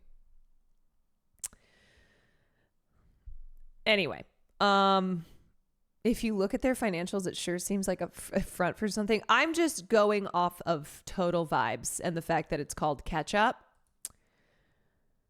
Okay, so they confirmed that they had completed the deal for around $50 million to buy the rights to Coyote vs. Acme. The film is expected to get a theatrical release in 2026. Gareth West, the CEO of Ketchup Entertainment, said, "We are thrilled to have made a deal with Warner Brothers to bring this film to audiences worldwide." And what was crazy is I remember when this news came out of Coyote vs. Acme, it was like Warner Brothers wasn't even going to try to... They weren't even going to try to sell the film. Is this movie that important, though? Look, the reason that it was bad that Warner Brothers is going to shelve this film is because it is not a good sign and good indication of the industry when completed films are being shelved, when completed films are not being released so that these companies can take tax breaks, that they don't have to spend further money on marketing. And the other thing, too, is like, this hurts the people who created the film, the people who worked on the film. When your film gets shelved, that is years of your life.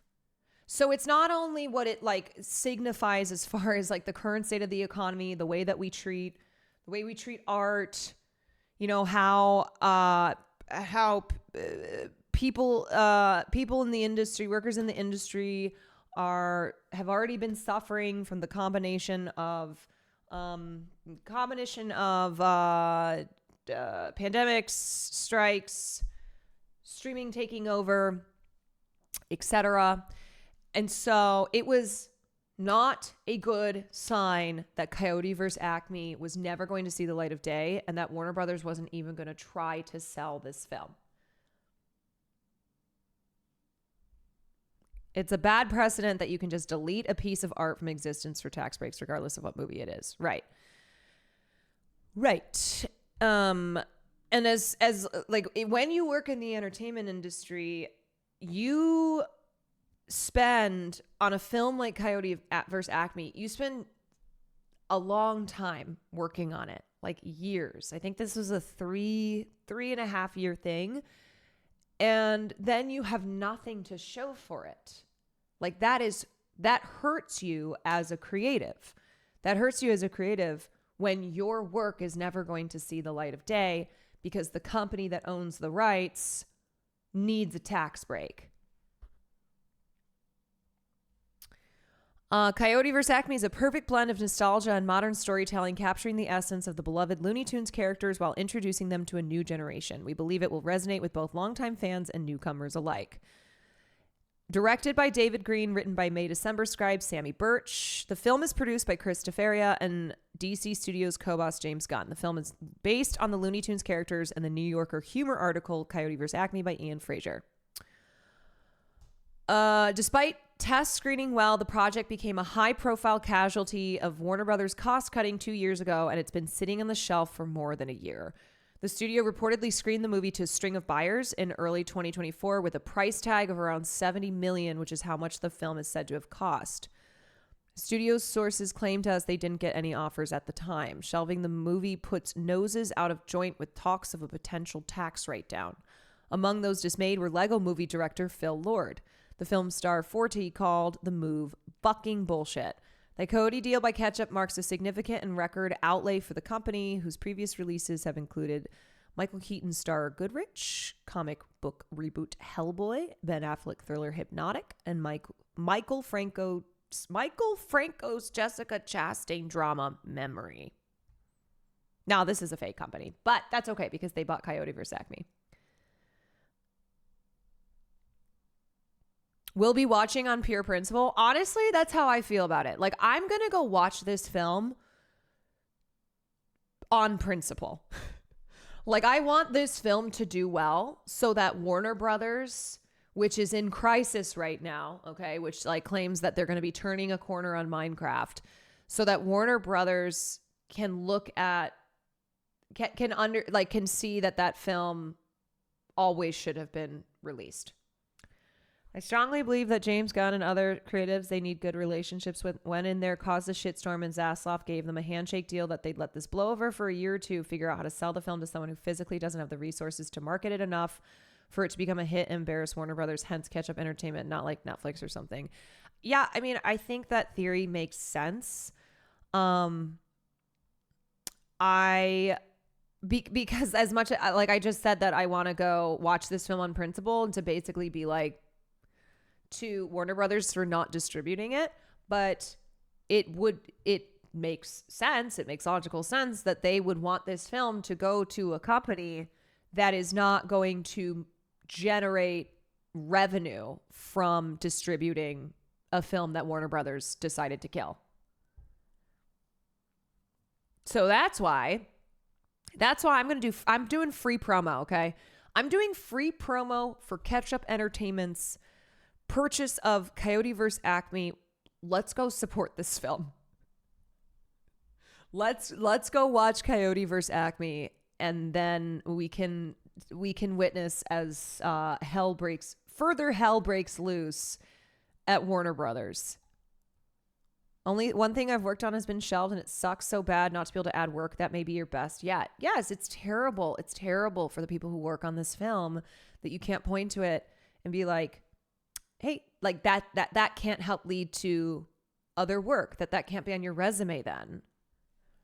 You know, that there's nothing tangible to point to. And that for films like this, it's years of your life.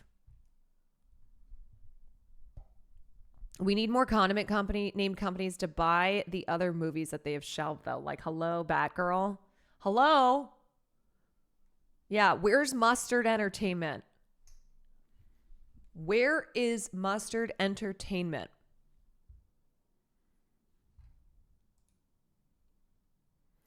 Where you at, Mustard?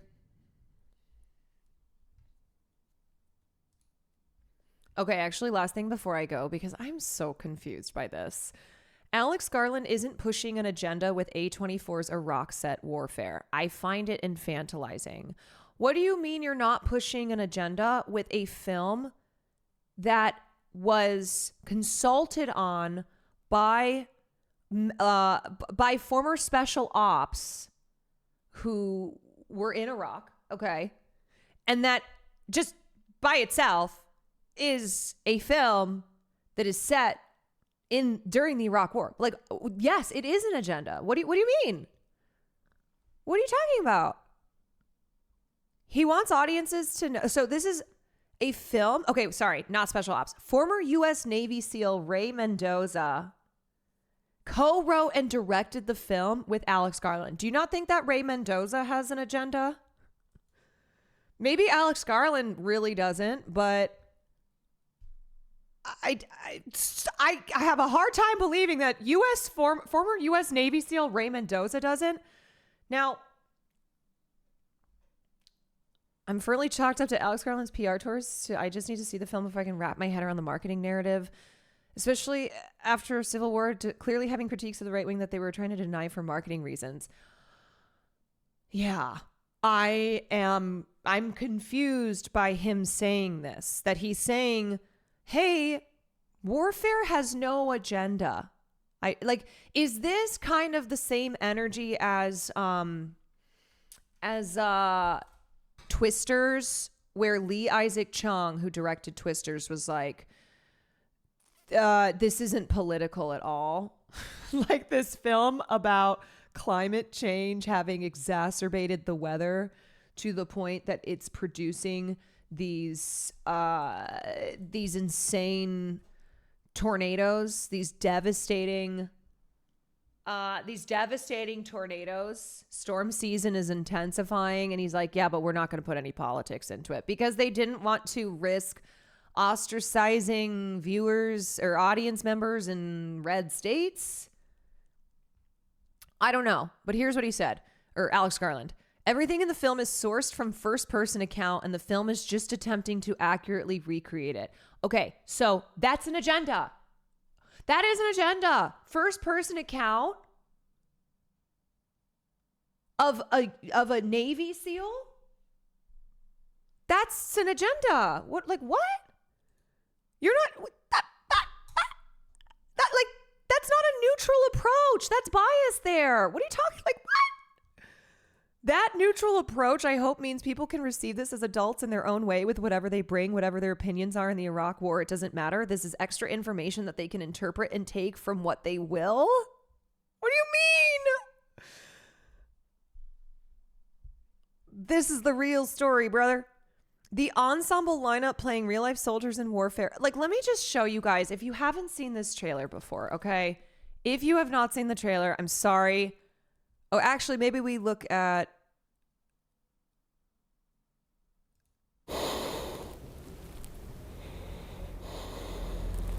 What is this official first look? Ray and I worked together very closely on the film Civil War. Probably about halfway through, we started talking about this film that Ray wanted to make. It's about a group of young SEALs in Iraq conducting an Overwatch mission. In doing so, they came upon contact and then having to come together and figure out a plan and to get to safety. This story kind of hinges around Ray and Elliot. We have 2 severely wounded. I did this for Elliot Miller. He was on the operation. Elliot doesn't recall what had happened. It's just a love letter from Ray to Elliot. The entire cast and crew, including myself, felt an overwhelming sense of Like, responsibility. I just have to say, when you are doing a film about war, there is always an agenda, okay? Like, you simply cannot have an agenda.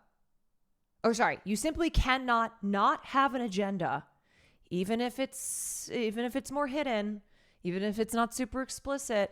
Although this looks like a war is hell type of film, which we always love the quote of like, America loves to go invade countries and then 20 years later make films about how war is hell. You can't not have an agenda when you are involving the U.S. military, when you are telling a story of war.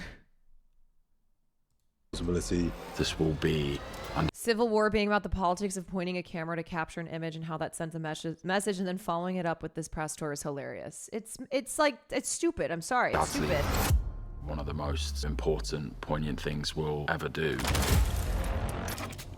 So I have one opportunity to tell it right, to do it right, and to honor the people that were there. This 3-week boot camp really helped inform this Navy SEAL culture leading up to Charles, filming. why? Charles Melton. When I said justice for Charles Melton, when you didn't get Oscar nominated for May December, I didn't mean this. The energy everyone's bringing, you're entrapped in it. Step by step, beat by beat, you're experiencing it in real time. Reality doesn't let people off the hook. Hey, downstairs, keep it fucking secure. It's tense, fast. It's sensory overload. Real gunfire. Explosions. Not just once, multiple takes. You can watch all the videos and read all the books you want, but it's very much an event. It's the experience of it. It's the camaraderie of it. We are all coming back. It's an amazing brotherhood we've created. Veterans that are wanting to talk to their loved ones and to say, like, hey, this is my experience, or this is what I'm feeling. You're the reason why I made this film. On my count. 1, 2, 3.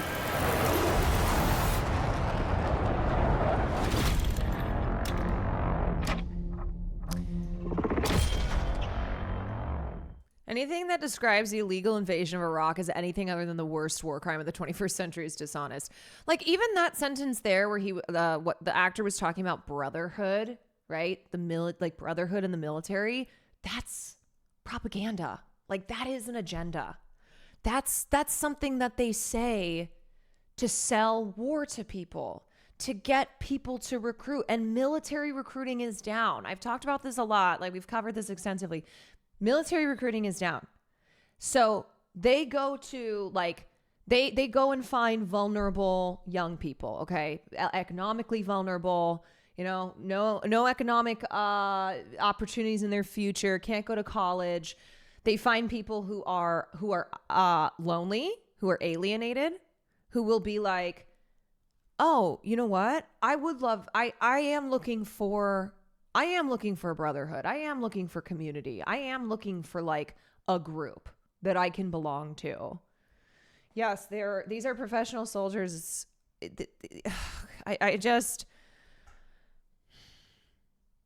I genuinely believe that Alex Garland is saying this, like he said this with Civil War, because this is a trend that we've seen with filmmakers trying to pretend as if their films are not political at all. That there's no agenda, that they don't want there to be the perception of an agenda, however that falls politically, because they don't want to alienate. They don't want to alienate any parts of this country. The so-called brotherhood reminds me of the Boy Boy video where he looks at the pictures. That's what the brotherhood is about. The brotherhood. This is the grossest part of Black Hawk Down, hiding the gross military agenda and the senseless violence, vilification of Somalians behind the idea of protecting your buddy next to you, right? That it's all about protecting your brother. That's my brother.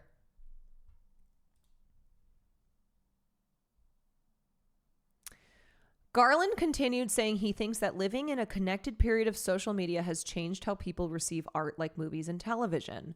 When you position yourself in the public statement and say what you think in relation to what is happening, it reassures the recipients, yes, we're on the same side. The choir is being preached to.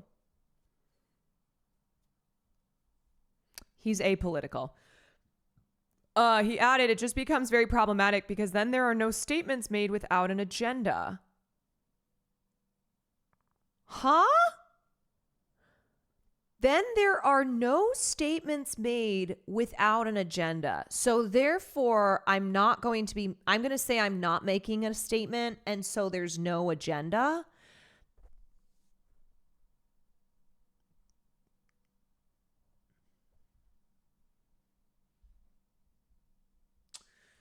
I guess what he's trying to get at is like, that like as a filmmaker, you can't make a statement without having an agenda ascribed.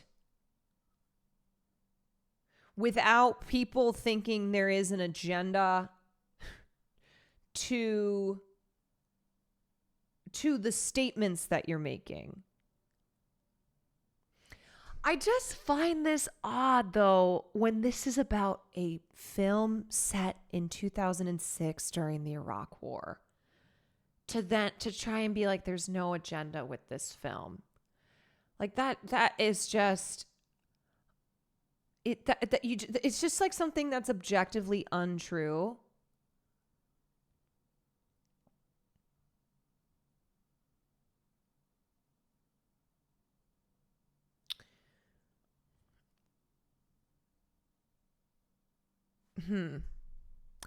I find it infantilizing and irritating, and I don't want to be part of it. Cinema has a long history with making war seductive, he also said, which isn't always appropriate. Like, yeah, that's true. Cinema does have a long history of making war seem seductive, like especially during eras like World War II, where the Department of Defense realized that they could use the entertainment industry as a tool of propaganda, that they could use films as a way to garner public support for American wars, for, recruiting purposes, for like everybody pitches in. Yeah, that war seems like this heroic thing, there's this seduction to it that makes it so that war is not only something that we can avoid, but something that people want to be a part of.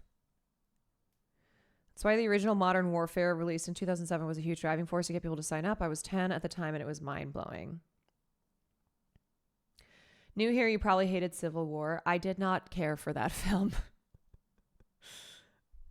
I did not.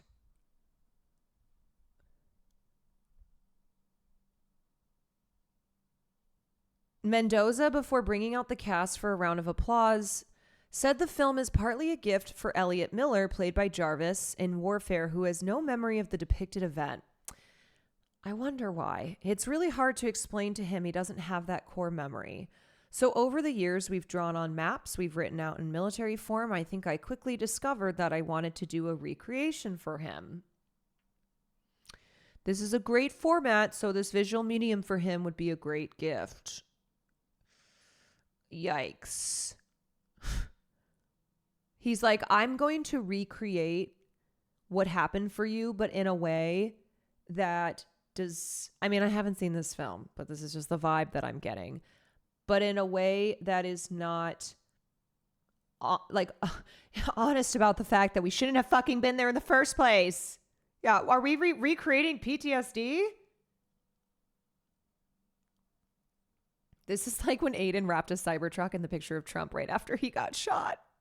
Yeah, and Trump was like, Trump had PTSD, and it was very clear that the Aiden Ross Cybertruck with the picture of Trump was triggering his PTSD.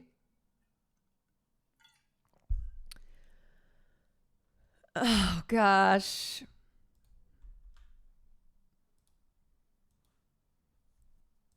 Yeah. This is a classic clip.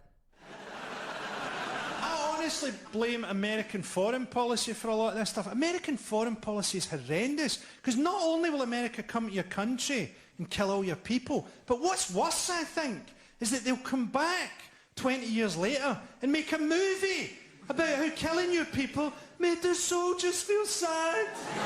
Oh, boo-hoo. Americans making a movie about what Vietnam did to their soldiers is like a serial killer telling you what stopping suddenly for hitchhikers did to his clutch.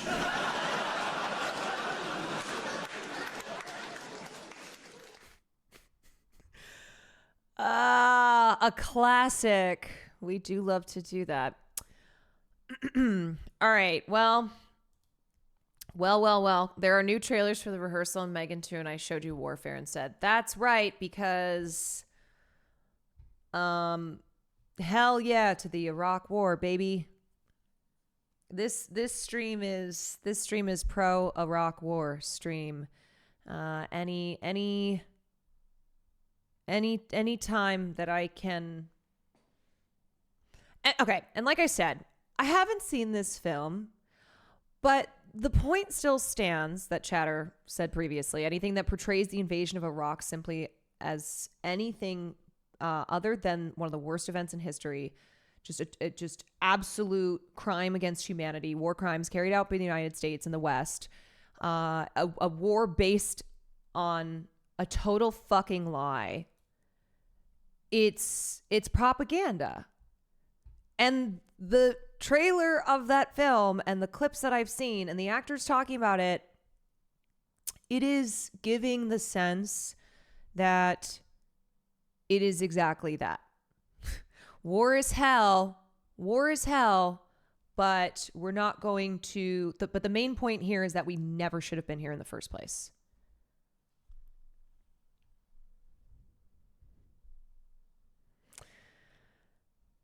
I mean, Warfare is basically on the same level as October 8th. Yeah. And I'm sorry, but just the tagline of a film about the Iraq War being that it's based on memory, and the memory is that of a Navy SEAL, and it's essentially a love letter. It's a way for his buddy, who has no memory of the event, to remember it. That they're going to recreate it for him.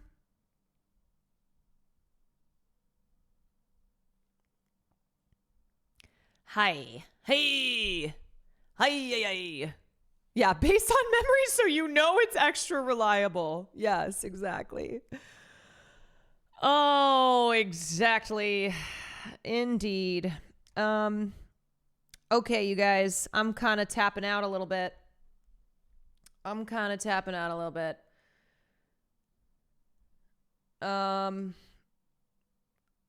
know, I feel like it is something that I should watch Warfare so I can determine it. Like, I don't want to promote the film. I don't be like, everybody should watch it. But I am a person where it's like, okay, I talk about movies and stuff on here. Like, maybe I watch it and then give my impression. You know? Ehrlich's review he already watched it. I'll check out his review. I like him. I trust him as a fair film critic. Yeah. Thank you. Gonna go watch. Let me know. Oh yes, there's a new episode of is that right? Podcast episode of Let Me Know that is out. Here, let me link it. Let me get the link. Here you go. Let me know, everybody. That is the podcast that I do with one sandwich. So check it out. I will be back tomorrow. Is tomorrow Friday? Yes. Yes, it is. I think tomorrow we'll do an evening stream. We'll do an evening stream so I can do some gaming. I really want to get into drugs, so I kind of want to maybe do that tomorrow night. I know everybody's doing it right now, but nobody's doing it like, nobody's going to do it. Nobody's doing it like the way that I'm going to do it. You know? So, I will see you guys. I will see you guys tomorrow night. I'm going to send you over to D-Tune. He is streaming right now. Thank you so much for joining me, darlings. Thank you, thank you, thank you. I hope that you enjoyed your time here. Remember, buy high, sell low. Buy high, sell low. I don't want you guys to I don't want you thinking that this is going to be necessarily a repeat of the Great Depression, but I think it certainly doesn't feel good right now, and things are not boding well. But I would rather I want to be realistic, but also not just stir up anxiety and fear if more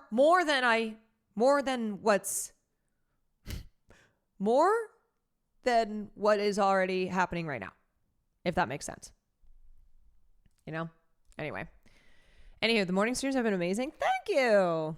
Thanks. I'm having a good time. I like them. I like doing it. All right. That's it for me, everyone. I will see you next time.